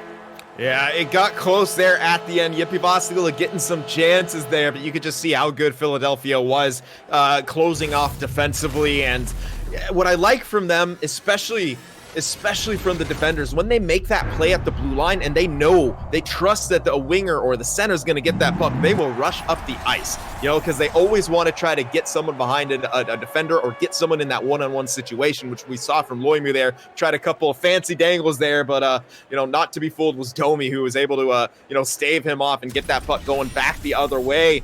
Jyväskylä again, they make it close. Philadelphia again in danger of blowing a 2-goal lead, but this time hold on to win it in game 3. And with a commanding 3-0 series lead, it's hard to see Jyväskylä coming back and finding a way to win this series. I mean, crazier things have happened, but again, this is Philadelphia we're talking about, and they keep looking better and better as this series goes on. I mean, again, you look at a team that had a lot of roster turnover after being the number 1 seed last year. The disaster in the first round against Färjestad. This year, they get that revenge against Färjestad, make it past the first round, but now they've run into this buzzsaw in Philadelphia. 3 very close games, and ultimately, correct me if I'm wrong now, 3 one-goal games, but Philadelphia able to get the win in all 3. Just 5 registered shots for Jyväskylä. And again, I'll continue to say it here. I mean, again, I will openly admit, I am decent at the game. Some might say good. I don't play at this high of a level, mainly because I don't want a heart attack at 27. But ultimately, again, you could say, hey, you guys don't know what you're talking about. But it's just interesting in this situation to not see a team like Yip throw shots on net a little bit more frequently, especially when that's how they found their 1 goal in that game. Yeah, and it's not only the level of play, that's the argument, of course, but in the European side of things, definitely it's less of a forecheck meta. It's often, we talk about how art imitates life. I mean, that when it comes to the video game, you think of European hockey, very skill based, very puck possession based. You look at European EASHL, puck possession based, skill based. You think back to North America, forechecking, big hits, grinding and out down low. And we see that in the North American scene here in EASHL. So again, that life imitates art, and it's a completely different style. So for us, oftentimes the answer is, throw that puck on net, blue collar hockey, baby. But it's sometimes for European teams, if you step outside that comfort zone, it can get you in more trouble than not. But if you're Jyväskylä at this point, you're down 3-0. It isn't working. I think it's safe to say at this point, try anything and everything, throw those pucks on net. Absolutely. So again, game 4 of this series coming up in just a matter of moments. We'll be back after a quick word from our lovely sponsor in Wilhelm. Wilhelmin ykköskentän pakkeina uudet tulokkaat. Sour Cream Snacks ja Flaming Hot Snacks. Kotikatsomoissa mukana Wilhelm Snacksit. So here we go, Sin. We are back. We just got word from our lovely producer. These 2 teams chomping at the bit, ready to go. We encourage them. Get this next game going as soon as you possibly can, because we're ready for the action here. I mean, again, Sin, you talk about it in these situations as much as we could sit here and be like, well, for Philadelphia, this is going well. For Jyväskylä, this isn't going well. But this is going well for them, so who knows what will happen here. At the end of the day, it's all talk. It's all hype. We don't know how things are going to play out until the games actually start getting going. And we look at hREDS, heading into game 4 off the back of a big loss. They were able to respond in kind. We don't know how Jyväskylä are going to be able to respond. And I mean, again, we have seen crazier things happen in the ECL Elite Division, especially in the playoffs, right? Yeah. We never know. Whether it be a reverse sweep down from 3-1, crazier things can happen. And we know when we've seen Philadelphia in these situations, when we've seen HAVU in these situations, it's about the composure, it's about the mentality, and really whether or not you're just able to stay on track and stay focused. Right now, we're going to see what Jyväskylä is made of. Yeah, and I was going to question the mentality a little bit when it came to Sandro throwing out that puck. I was questioning, does he not trust Anti's face-offs, or is he, again, that mentality of being frustrated? But, historically, as we got word, Sandro has been a guy who doesn't like to freeze the puck as a goaltender, wants to keep it moving, keep his guys moving, has been a lot more patient this year as Jyväskylä, much more of a defensive style and a more, plotting at times, style of play, I guess. I don't know. I had a word in my head, then I completely lost it, as can happen. Yeah, with these games, as exciting as they've been, it's hard to find your footing sometimes when it comes to using words. Words are hard, as I like to say. But yeah, Jyväskylä, it doesn't matter at this point. It's you just need the result. And we talked about when HAVU and hREDS, you know, that first goal is also important. Against these teams, it doesn't seem to matter at times with 2-goal leads being blown. What matters here from Jyväskylä is giving a full 60-minute, as hard as you can go effort here, just for your pride, just for everything. Get yourself a win, get yourself a lead, hold that lead, give it to Philadelphia, prove that you belong here battling against one of the top teams in the ECL Elite. Absolutely, and to the point on Sandro there. Just saying, traditionally known for it, doesn't mean it's the smartest idea at times. Just going to throw that one out there. It's all about the timing. Puck drop here. Game 4 is underway. Either Philadelphia will punch their ticket to the final, where they'll be awaiting the winner of tomorrow's series in hREDS and ultimately, again, our defending champions in HAVU. Will we see that matchup yet again in the final, HAVU in Philadelphia? Or can Jyväskylä, at the very least, you know, cause some frustration? Great chance there.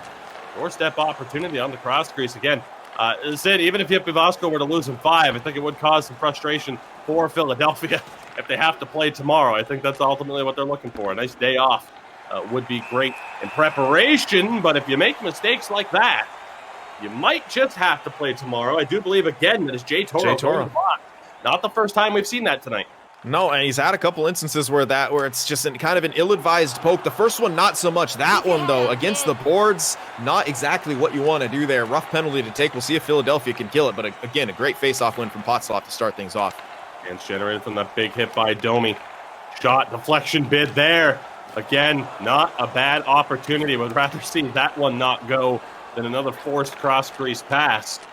A couple decent looks for Jyväskylä so far. Still 50 seconds to go on the man advantage.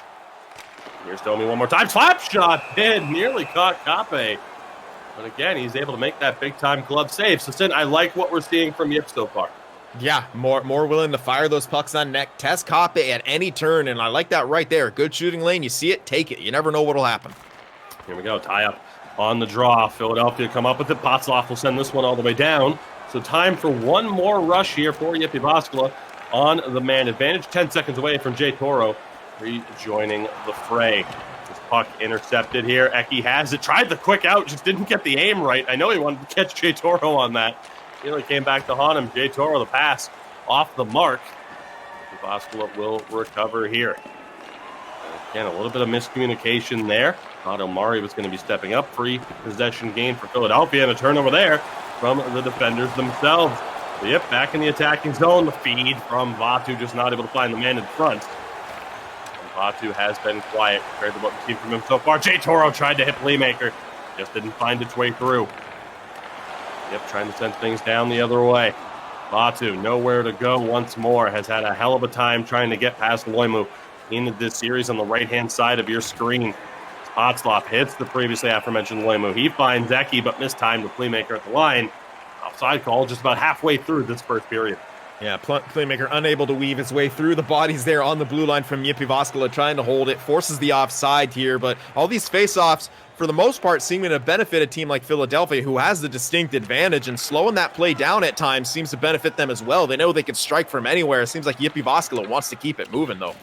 Playmaker fighting for it down low in the corner, tries to circle out, nowhere to go. Yep, going to try to get things going down the other way. Domi stepping up, trying to weave his way through, can't do it. Eki trying to get the speed to make it past the double team. He does. You saw Playmaker wanting to throw that one on. He has it back down low in the corner. Quickly back to the point. Shot deflection and a big stop from Sandro. Potzloff able to get a piece of that one, but a big save from the Yip netminder. Yeah, it came out to the top of the crease to challenge it, which is good to cut off the angle, but that puck was pinballing around, almost bounced free. If he got caught on the rebound right there was little he could do to get to that right side of the net to cover it up. Good defensive zone draw win for Antti. Jyväskylä trying to send things down the other way. Domi, no space. Antti, no space either. Philadelphia right now, that blue line game pretty much on point. Amazing timing at the blue line. Playmaker for Potzloff. Can't get the shot through traffic. And that one off the skates. Not much going right for Jyväskylä here in the opening 15 minutes or so of this game. In terms of just some of these breaks and some of these bounces. See if Philadelphia can take advantage. Again, it took us until the third period of the last game to find that opening goal. Space here for Loimu. He has a step, tried to put the shot on. Eki fires and scores! Thought there might have been deflection or traffic in front. Maybe goaltender interference. The answer is no. Sandro gets caught out. Eki has the goal. Philadelphia has the lead, and the commentator's curse stays intact as we find the goal here just a few moments later. What a play by Eki. He delayed in the neutral zone, and it almost seemed like his controller turned off, but what he was doing was waiting for Loima, who was streaking up the right side of the ice. Once again, a Philadelphia skater gets behind the defense of Jyväskylä. That created the odd man situation. Tried to pass it to Playmaker for the chance. It bounces back to Eki, who gets it, makes no mistake with the wrist shot. Top corner, 1-0 here from Philadelphia. Here we go. 4 minutes to play now in the first period. If the scoreline were to hold, Philadelphia would be playing for another championship. They fell last year in the final as defending champions, so looking to win their second title in 3 seasons. Again, 1 win away from having the chance to play for it. Chance on the doorstep, poked away. Playmaker not able to find the outlet. Good pinch by Domi. Really trying to put the pressure on. Shot there from Vatu. Kape was all over that one, Stin, I think as well. Might have been reading the cross-crease attempt. Vatu, obviously, upon reflection, would really like to have shot that to the far side. Yeah, and he might have actually been aiming there. That was a very slow shot, perhaps not the most unbalanced one-timer possible. It's again, scores! The rookie picks the corner! That time he shoots to that side of the net. What a shot! And what a goal for Vatu, as again, 8 goals in the first round, had just 1 goal in this series so far. That was perfect, as Kape may have been screened by his own defenseman. Yep, perhaps screened a little bit, and of course very deep in his crease right there on the animation. His glove almost went in his own net, maybe even looked like it did there for a minute. Nonetheless, a great shot by Vatu. Good job there, too, of just taking that shot, and it gets his team the tie game here late in the first. I mean, we sit here, Sim, we talk about how are these teams going to respond. Great job from Jyväskylä, and I would say at this point, just don't be afraid to shoot the puck. That was a phenomenal shot from, again, the odds-on favorite to win Rookie of the Year. I have more information for you on that in the future. Pass to Potsloff. Great defense there from Ilmari. Indy able to find Vatu. 2 seconds to work with pass over. Shot glove saved by Kape. And Sin, that is why Kape's one of the best, because if you think about that play, he moved to the right, but got his feet set at the last possible millisecond to prevent himself from oversliding on that. A lesser goalie gets beat there, 100%. Oh, absolutely. A lesser goalie would still be sliding when that shot was taken, taking him further out of the net. But you mentioned it. Kape set his feet perfectly there to get the most favorable animation. And even then, it hit a corner of his glove. He didn't even glove it fully. So yeah, picture perfect positioning there. A great late chance from Jyväskylä, catching Philadelphia napping a little bit. But just before that, once again, Philadelphia was able to get a skater behind the Jyväskylä defense and get an odd man rush out of it. It was Antti, I believe, on the back check who broke it up. But nonetheless, I mean, that's been a theme throughout this entire series. Philadelphia finding ways to get those odd man rushes against Jyväskylä, who, again, historically and throughout the season have been a terrific defensive team. It's just Philadelphia so good at timing those plays, so good at with their passes, able to sneak guys around you and attack you from all different angles, which is really giving the Jyväskylä defense fits here in this series. But that being said, it's a 1-1 game here. Philadelphia, only 2 registered shots. I like it from Jyväskylä throwing those pucks on net. They got to continue that here if they want a shot at taking the lead and holding on for the W. I mean, you look at the stat line there for Yip. It is favorable. Some might have said it was unfair if they were still trailing 1-0 heading into the second period. They're not. We are tied at 1 apiece here in the second period of Game 4. And Yip right back in on the attack. Domi to Omari, and a little bit of an interesting play there. Had gone off the defender. Yip still in on the attack here. Antti tried to cut in front. Just wasn't there. Playmaker takes a gigantic hit. I think he's still down from the looks of it. Finally back to his feet, able to make a play on the puck as well. Potsloff, a lot of traffic, not able to find anybody on the pass. It was a great attempt, though. Great vision from him. Yip again trying to go back down the other way. Domi runs into trouble. Vatu, though, able to recover. He scored the goal for Jyväskylä, and Domi with a poke check there, not expecting that puck to come loose the way it did.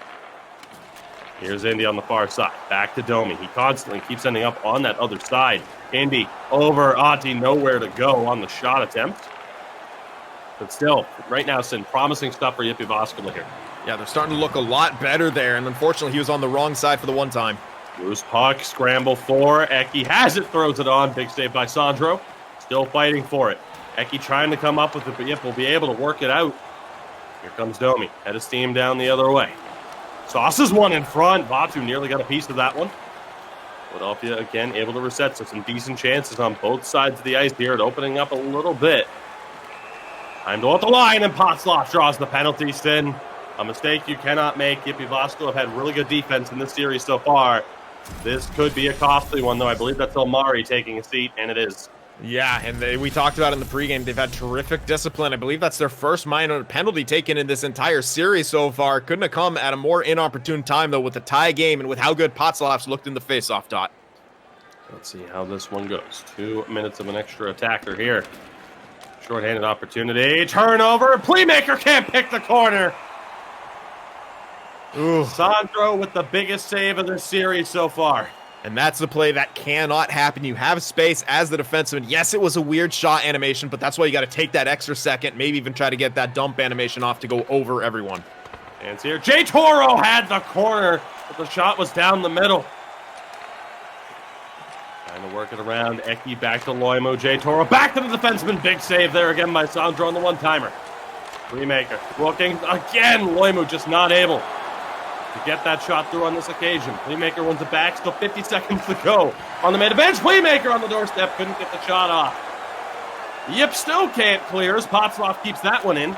Jay Toro back to Potzloff. Amazing movement here. Nowhere to go for Eki. Still has it. Jay Toro can't get it through. Loose puck poked away. Philadelphia still in on the attack, but finally Yip find a little bit of space. We're back to 5-on-5. Incredible. But this is still tied. Rebound bid for Indy, taken away by Jay Toro at the last possible second. Here comes Playmaker with speed. Tried to drop for Eki. He maintains control here, though, off the contact. Loimo's shot. Not able to get through. As Eki nearly picked that one up. Great pressure again from Playmaker. Big hit from Potzloff. Along the half wall. Poked back down into the corner. Domi able to survive for the moment. Playmaker nearly winning that one back. And here comes Ilmari, nowhere to go. Playmaker drops back. He takes a huge hit to make that play. Again, Loimo trying to find Potzloff, just not able to do it. Incredible pace here in this second period. And there we go, an offside to slow things down a little bit. Sin, how are we still deadlocked at 1 goal apiece? Yeah, it seems hard to believe, but poor Playmaker, man, he's taken a few bone-crushing hits, and I think this is the second time he's been injured in this game here, really seeming to get the brunt of the Jyväskylä aggression. Here we go, 6.5 minutes now, tied at 1. Philadelphia, the opening goal. Batu, purple icon on your screen for Jyväskylä, has the puck now. Scored the tying goal just a few moments later. Omari circling around. Able to hit Domi. Looking to step in. Good move. Still has it. Back for Ronti. One-timer and a glove save there. Maybe a kick save by Kape. Had the glove out. Got by Potzloff to get a piece of that one. Still, though, Batu. Great movement around here now for Jyväskylä. Back down into the corner. Throws it in front and draws the trip. A tremendous opportunity here now as it is going to be Jay Toro going to the pucks again. Yeah, he's having a little issues here with his stick. I mean, right there, it wasn't a bad time to poke, but it was a lefty, and he was on, the wrong side of him to do for that. Nonetheless, onto here, big face-off. He's got to win this. Let's see how this one goes down. Tie up on the draw. Eki's able to clear. Found its way to Playmaker. Has a bit of speed, a bit of space. Spinorama, and it just doesn't go. Of course, Playmaker would be the one to try a move like that. Would have been a highlight reel effort from him. Batu trying to hold. Wins it back. Indy's with them. Omari looking. Has to circle back. He gives it back to him. Still a minute to go on this main advantage here for Jyväskylä. Sauced across. Big save by Kape. Robbing Antti of the chance as Eki wins it back and is able to send it all the way down. A phenomenal stop there from Kape. Yeah, the biggest stop in this game so far from him. Stretching out with that pad and the blocker, able to get a piece of it. Here's Indy, head of steam, down low, still holding on to it. Kick back out to Potzloff. He loses it. We're back to 5-on-5. The pass off the mark for Jay Toro. He still has Playmaker with him, though. Jay Toro tries to send one through. Loose puck. Sandro is able to cover. Then that one nearly went in off the skate of a defender. Yeah, and it was hectic there. There's a bit of a bouncing puck on the rebound there before Sandro found it to cover up. Jay Toro lurking right there on the doorstep to bat that one home. Minute to go here in this second period. No goals. It's not too late At least no goals in this particular period. Obviously, turnover here. Eki, playmaker, has it poked away at the last moment. 10 seconds. Time for one more rush here for Jyväskylä. Spin move from Elmari. Vatu's still going to fight for it. And that will do it for the end of the second. So Sin, Jyväskylä coming up to it. The last period of play that they are promised in their season. It's overtime. It's forcing game 5 tomorrow, or their season's over. It all comes down to this. Yeah, and again, from here on out, they have to earn every little bit of hockey that they can play here in the ECL Elite Season 11. It's all on them now. If you're Jyväskylä, it's sometimes it feels the pressure, but oftentimes it's a comforting feeling knowing that your destiny is in your hands here from here on out. Yes, you're down. You're in perhaps an insurmountable position, but just take it one period at a time, one shift at a time, one game at a time. Just try to get a goal, try to hold a lead. But time and time again, Philadelphia are just finding ways to create those almost odd man looks against Jyväskylä, which is no easy task, because we've talked about how good Jyväskylä is historically defensively and how good they got, as their chemistry built up defensively throughout the course of the season. At the tail end of it, they just, were looking incredible once again. And with a guy like Sandro between the pipes, that's a big help here. But third period, this is what it comes down to. Can Jyväskylä survive? Puck drop here. Let's get this going. Philadelphia not able to maintain possession here on that first attempt for Potzloff. Again, like Sin said, we'll see. It's all about survival now for Jyväskylä. This puck kept in for the moment. Eki has it. Back to the point. That one fired just wide by Loimu. See Potzloff. Great aggression there to win it back. Eki has space to work with. Shot rebound. Just doesn't go. Had two players there. Potzloff and Playmaker, neither could get a piece of it. Jyväskylä send this one down. Vatu's going to give chase. Handled expertly by Loimu. Jay Toro to Potzloff. Tried that quick feed to Eki. No space. And Yip going to try to work their way through. Great patience on display by Indy. Domi cutting through, gives it back to him. Again, the quick give and goes with Domi and Indy. Brutal pass from Domi. 3-on-1 developing. Playmaker scores the pass to Eki, and he buries it. The self-inflicted wounds continue for Jyväskylä. A mistake that you just can't make. Eki has another goal here in this second round. Yeah, there's that slight delay before the pass as well. Almost like he thought better of it for a second, but thought he could squeeze it by Playmaker, who gets the intercept. That's just something that can't happen once again. It's Jyväskylä, the defense getting pressured too much by the wingers there, and an odd man rush leads to a goal. Eki, not often he's going to miss from there with a fantastic pass, and Philadelphia have taken the lead here in the third. So again, right now we talk about survival for Jyväskylä. Again, right now, certainly you're not promised anything. You have 15 minutes to turn this around against a multiple-time champion. Playmaker finds his way through. 2-on-1, pass over, scores! Off the stick of the defender. Eki's still able to sweep it in. And it's all falling apart for Jyväskylä. 2 quick goals from Eki here in the opening 6 minutes of the third. And it's like I pointed out in the pregame, if you're going to be aggressive like that, if you're going to make a play to try to force a turnover, you simply can't get caught. Ilmari there looking for the intercept, hits Playmaker though, and maybe that bump took him off of the line for the intercept, and then a terrific attempt there, hits the stick, but trickles right towards Eki, who's able to put that home. But once again, it's Jyväskylä defense, a mistake leading to a goal at the other end. Now that they're down by 2, you said it, it's all falling apart. So it all comes down to this now for Jyväskylä. Down by 2 suddenly. 14 minutes to play. As it stands, Philadelphia will be completing the sweep, which Northern Ascendancy might be very happy right now as our 8th seed took a game off of Philadelphia, something Yip might not do. Eki, the windmill, Potzloff still fighting for it. Again, as it stands, the only thing we'll see in tomorrow's broadcast are the final 2 to 3 games of the hREDS HAVU series, where the winner of that looks like they'll be playing Philadelphia in the final here again in the Elite Division, that 15K Euro prize pool at stake. And Philadelphia, who lost in last year's final to HAVU. They were defending champions, of course, in the final 2 years ago. They came back from 3-1 down in the final against HAVU to win it. HAVU completed their own little comeback last year against Philadelphia. They call it El Clasico for a reason. And right now, Jyväskylä, big stop by Sandro.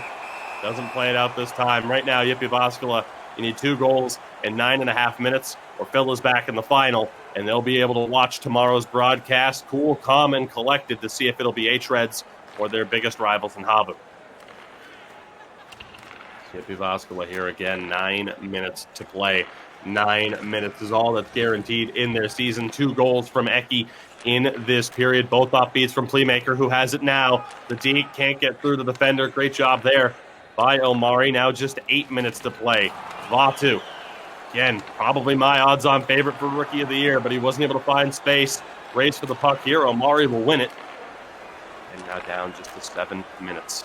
Time ticking away for this Jyväskylä team. Here's Domi. Over for Antti. Down low. Vatu nowhere to go. Wins it back, though. Tried to throw one on. Potzloff having trouble here. A lot of pressure. Eki able to win it back. Jay Toro, good patience. Nearly found Playmaker. Domi stuck with him. That one's going to be forced offside off of a great effort there from Loimu. Staying just over 5 minutes to go. Yeah, and these stoppages really serve to benefit Philadelphia. They're able to slow that game down and get to the face-off dot, which they have historically in this season, or series, had the advantage in, although Antti wins another big one. Here we go. Domi brings it over the line, has it poked away by Potzloff. Trying to create scrambles for the puck here. Vatu still fighting for it. They are going to win it. Vatu pass over, a bit too predictable. The defensive coverage was there. 3.5 to go. One-timer just wide from Domi, thrown on by Indy. And the puck was there, but Kape was able to win the race to it. Yeah, the rebound was there for a split second for Antti. Couldn't quite get the stick on it, and once again swallowed up by Kape, who gets that face-off. Big time draw here. 3:16 left. Stone Cold approved. That one wide. Philadelphia not able to clear the zone, though. Vatu will hold this one in. Looking, tried to throw it on. Second chance for Indy. Puck still bouncing around. Philadelphia able to mitigate the damage there. 2 minutes left. This will be going down for icing. 1:52 left for Jyväskylä to pull off a miracle comeback here and save their season. And Antti's won the last couple face-offs, really countering what Potzloff wants to do so far. We'll see if he can get another one. Tie up on the draw. Philadelphia come up with it. Eki for Playmaker. Has speed, holding on to it, sends it around. Final minute of play in regulation here. Game 4. Philadelphia looking to complete the sweep. Save there on the shot from Potzloff. And now down to just 50 seconds. Domi not able to find the space. Vatu tried to hit him back, an offside call. There's Sin. 46 to go. Yeah, and Jyväskylä really struggling now to get it over the line. It was a good idea there, but Vatu got that behind-the-back pass animation, which unfortunately put his team offside. Vatu able to gain the zone here. A lot of traffic. Wins it back. Draws the trip. Shot on. Loose puck still. Power play here. Wouldn't be surprised to see Sandro pulled to make it a 6-on-4. If they don't, I really don't understand that. And there it is officially. So it'll be a 6-on-4 opportunity here for Jyväskylä. Yep. One quick goal and they'd still have time. 40 seconds to play. Big draw here for Antti. Tie up for Potzloff. Jay Toro comes away with it. That one sent down into the corner. Playmaker's going to win the race. Domi fighting with them. Playmaker just willing to stand there and hold it in the corner. Tremendous job there. 25 seconds to go for Jyväskylä. Philadelphia on the verge of going back to the finals. Loimu to Playmaker. He'll hold and dump it in. Philadelphia once more going back to the finals. Royalty in the elite division. That one through, scores with 4 seconds left, but it's going to be waved off. Oh, a heartbreaker for Yip. The commentator's curse nearly struck. He was tripped into the goaltender by Loimu, and that is the reason it was called off. Nothing going Jyväskylä's way. Everything going the way of Philadelphia.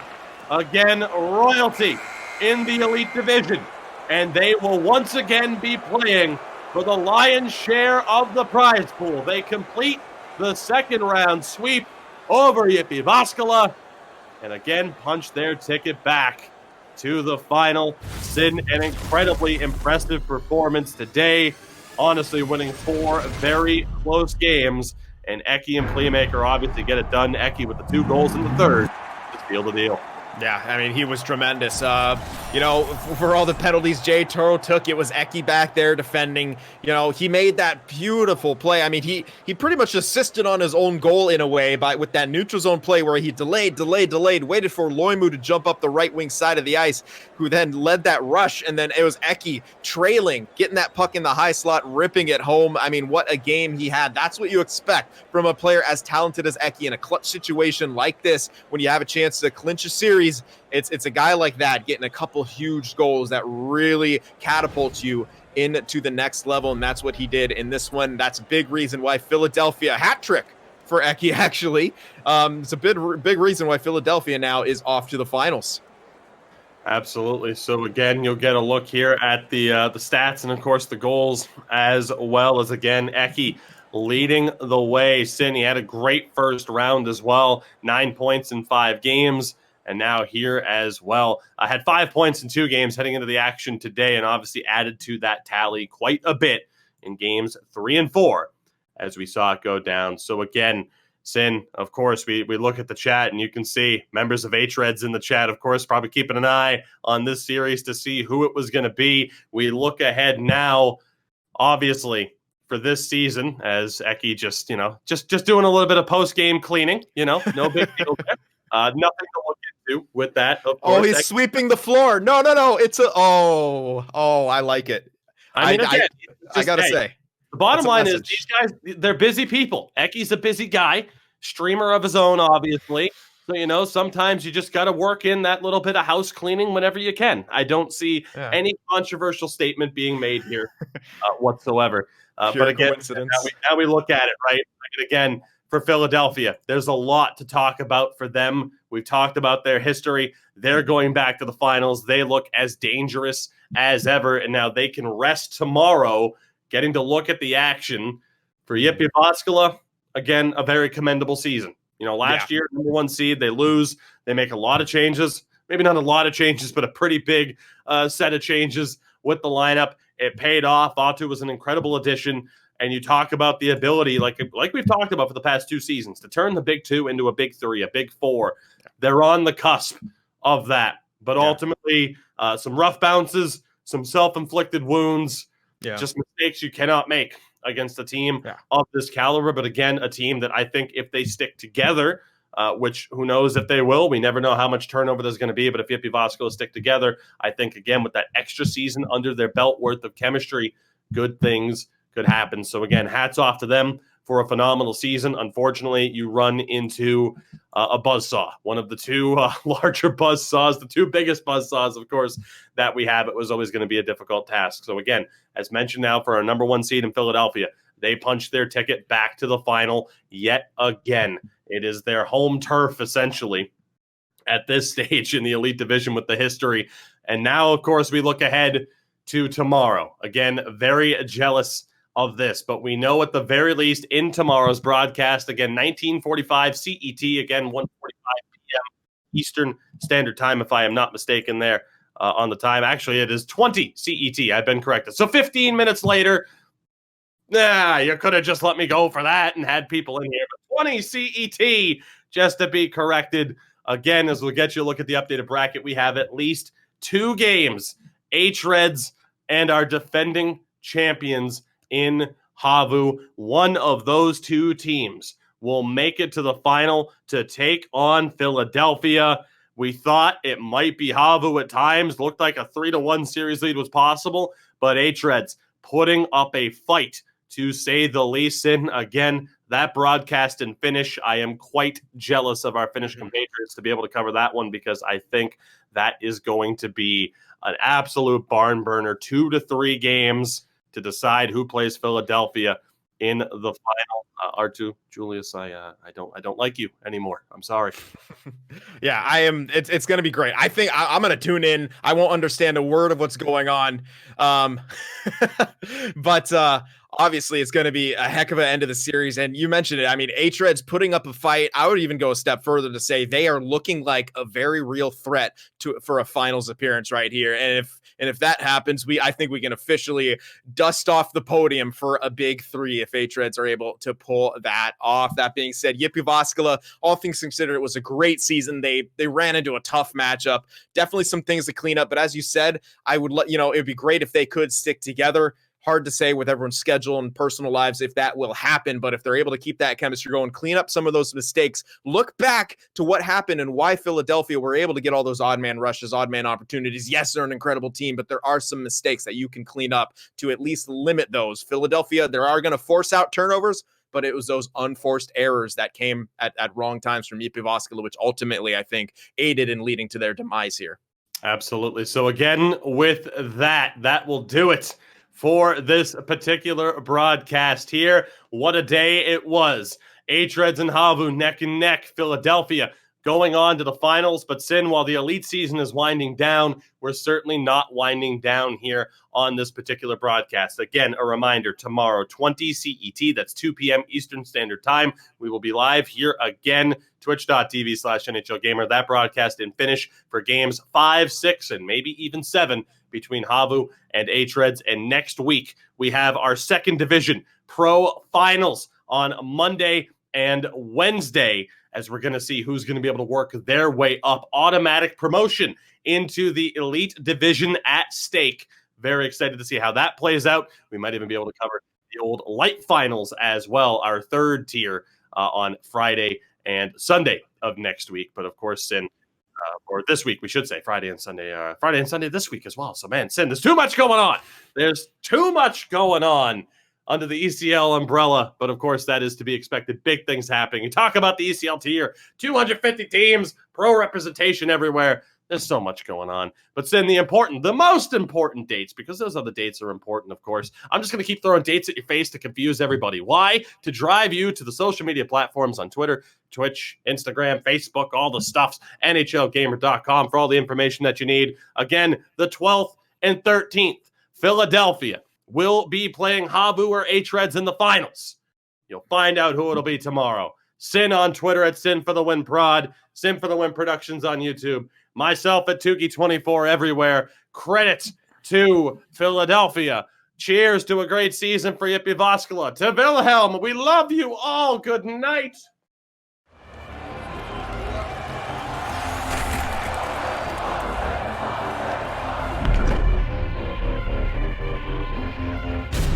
Wilhelmin ykköskentän pakkeina uudet tulokkaat. Sour Cream Snacks ja Flaming Hot Snacks. Kotikatsomoissa mukana Wilhelm Snacksit.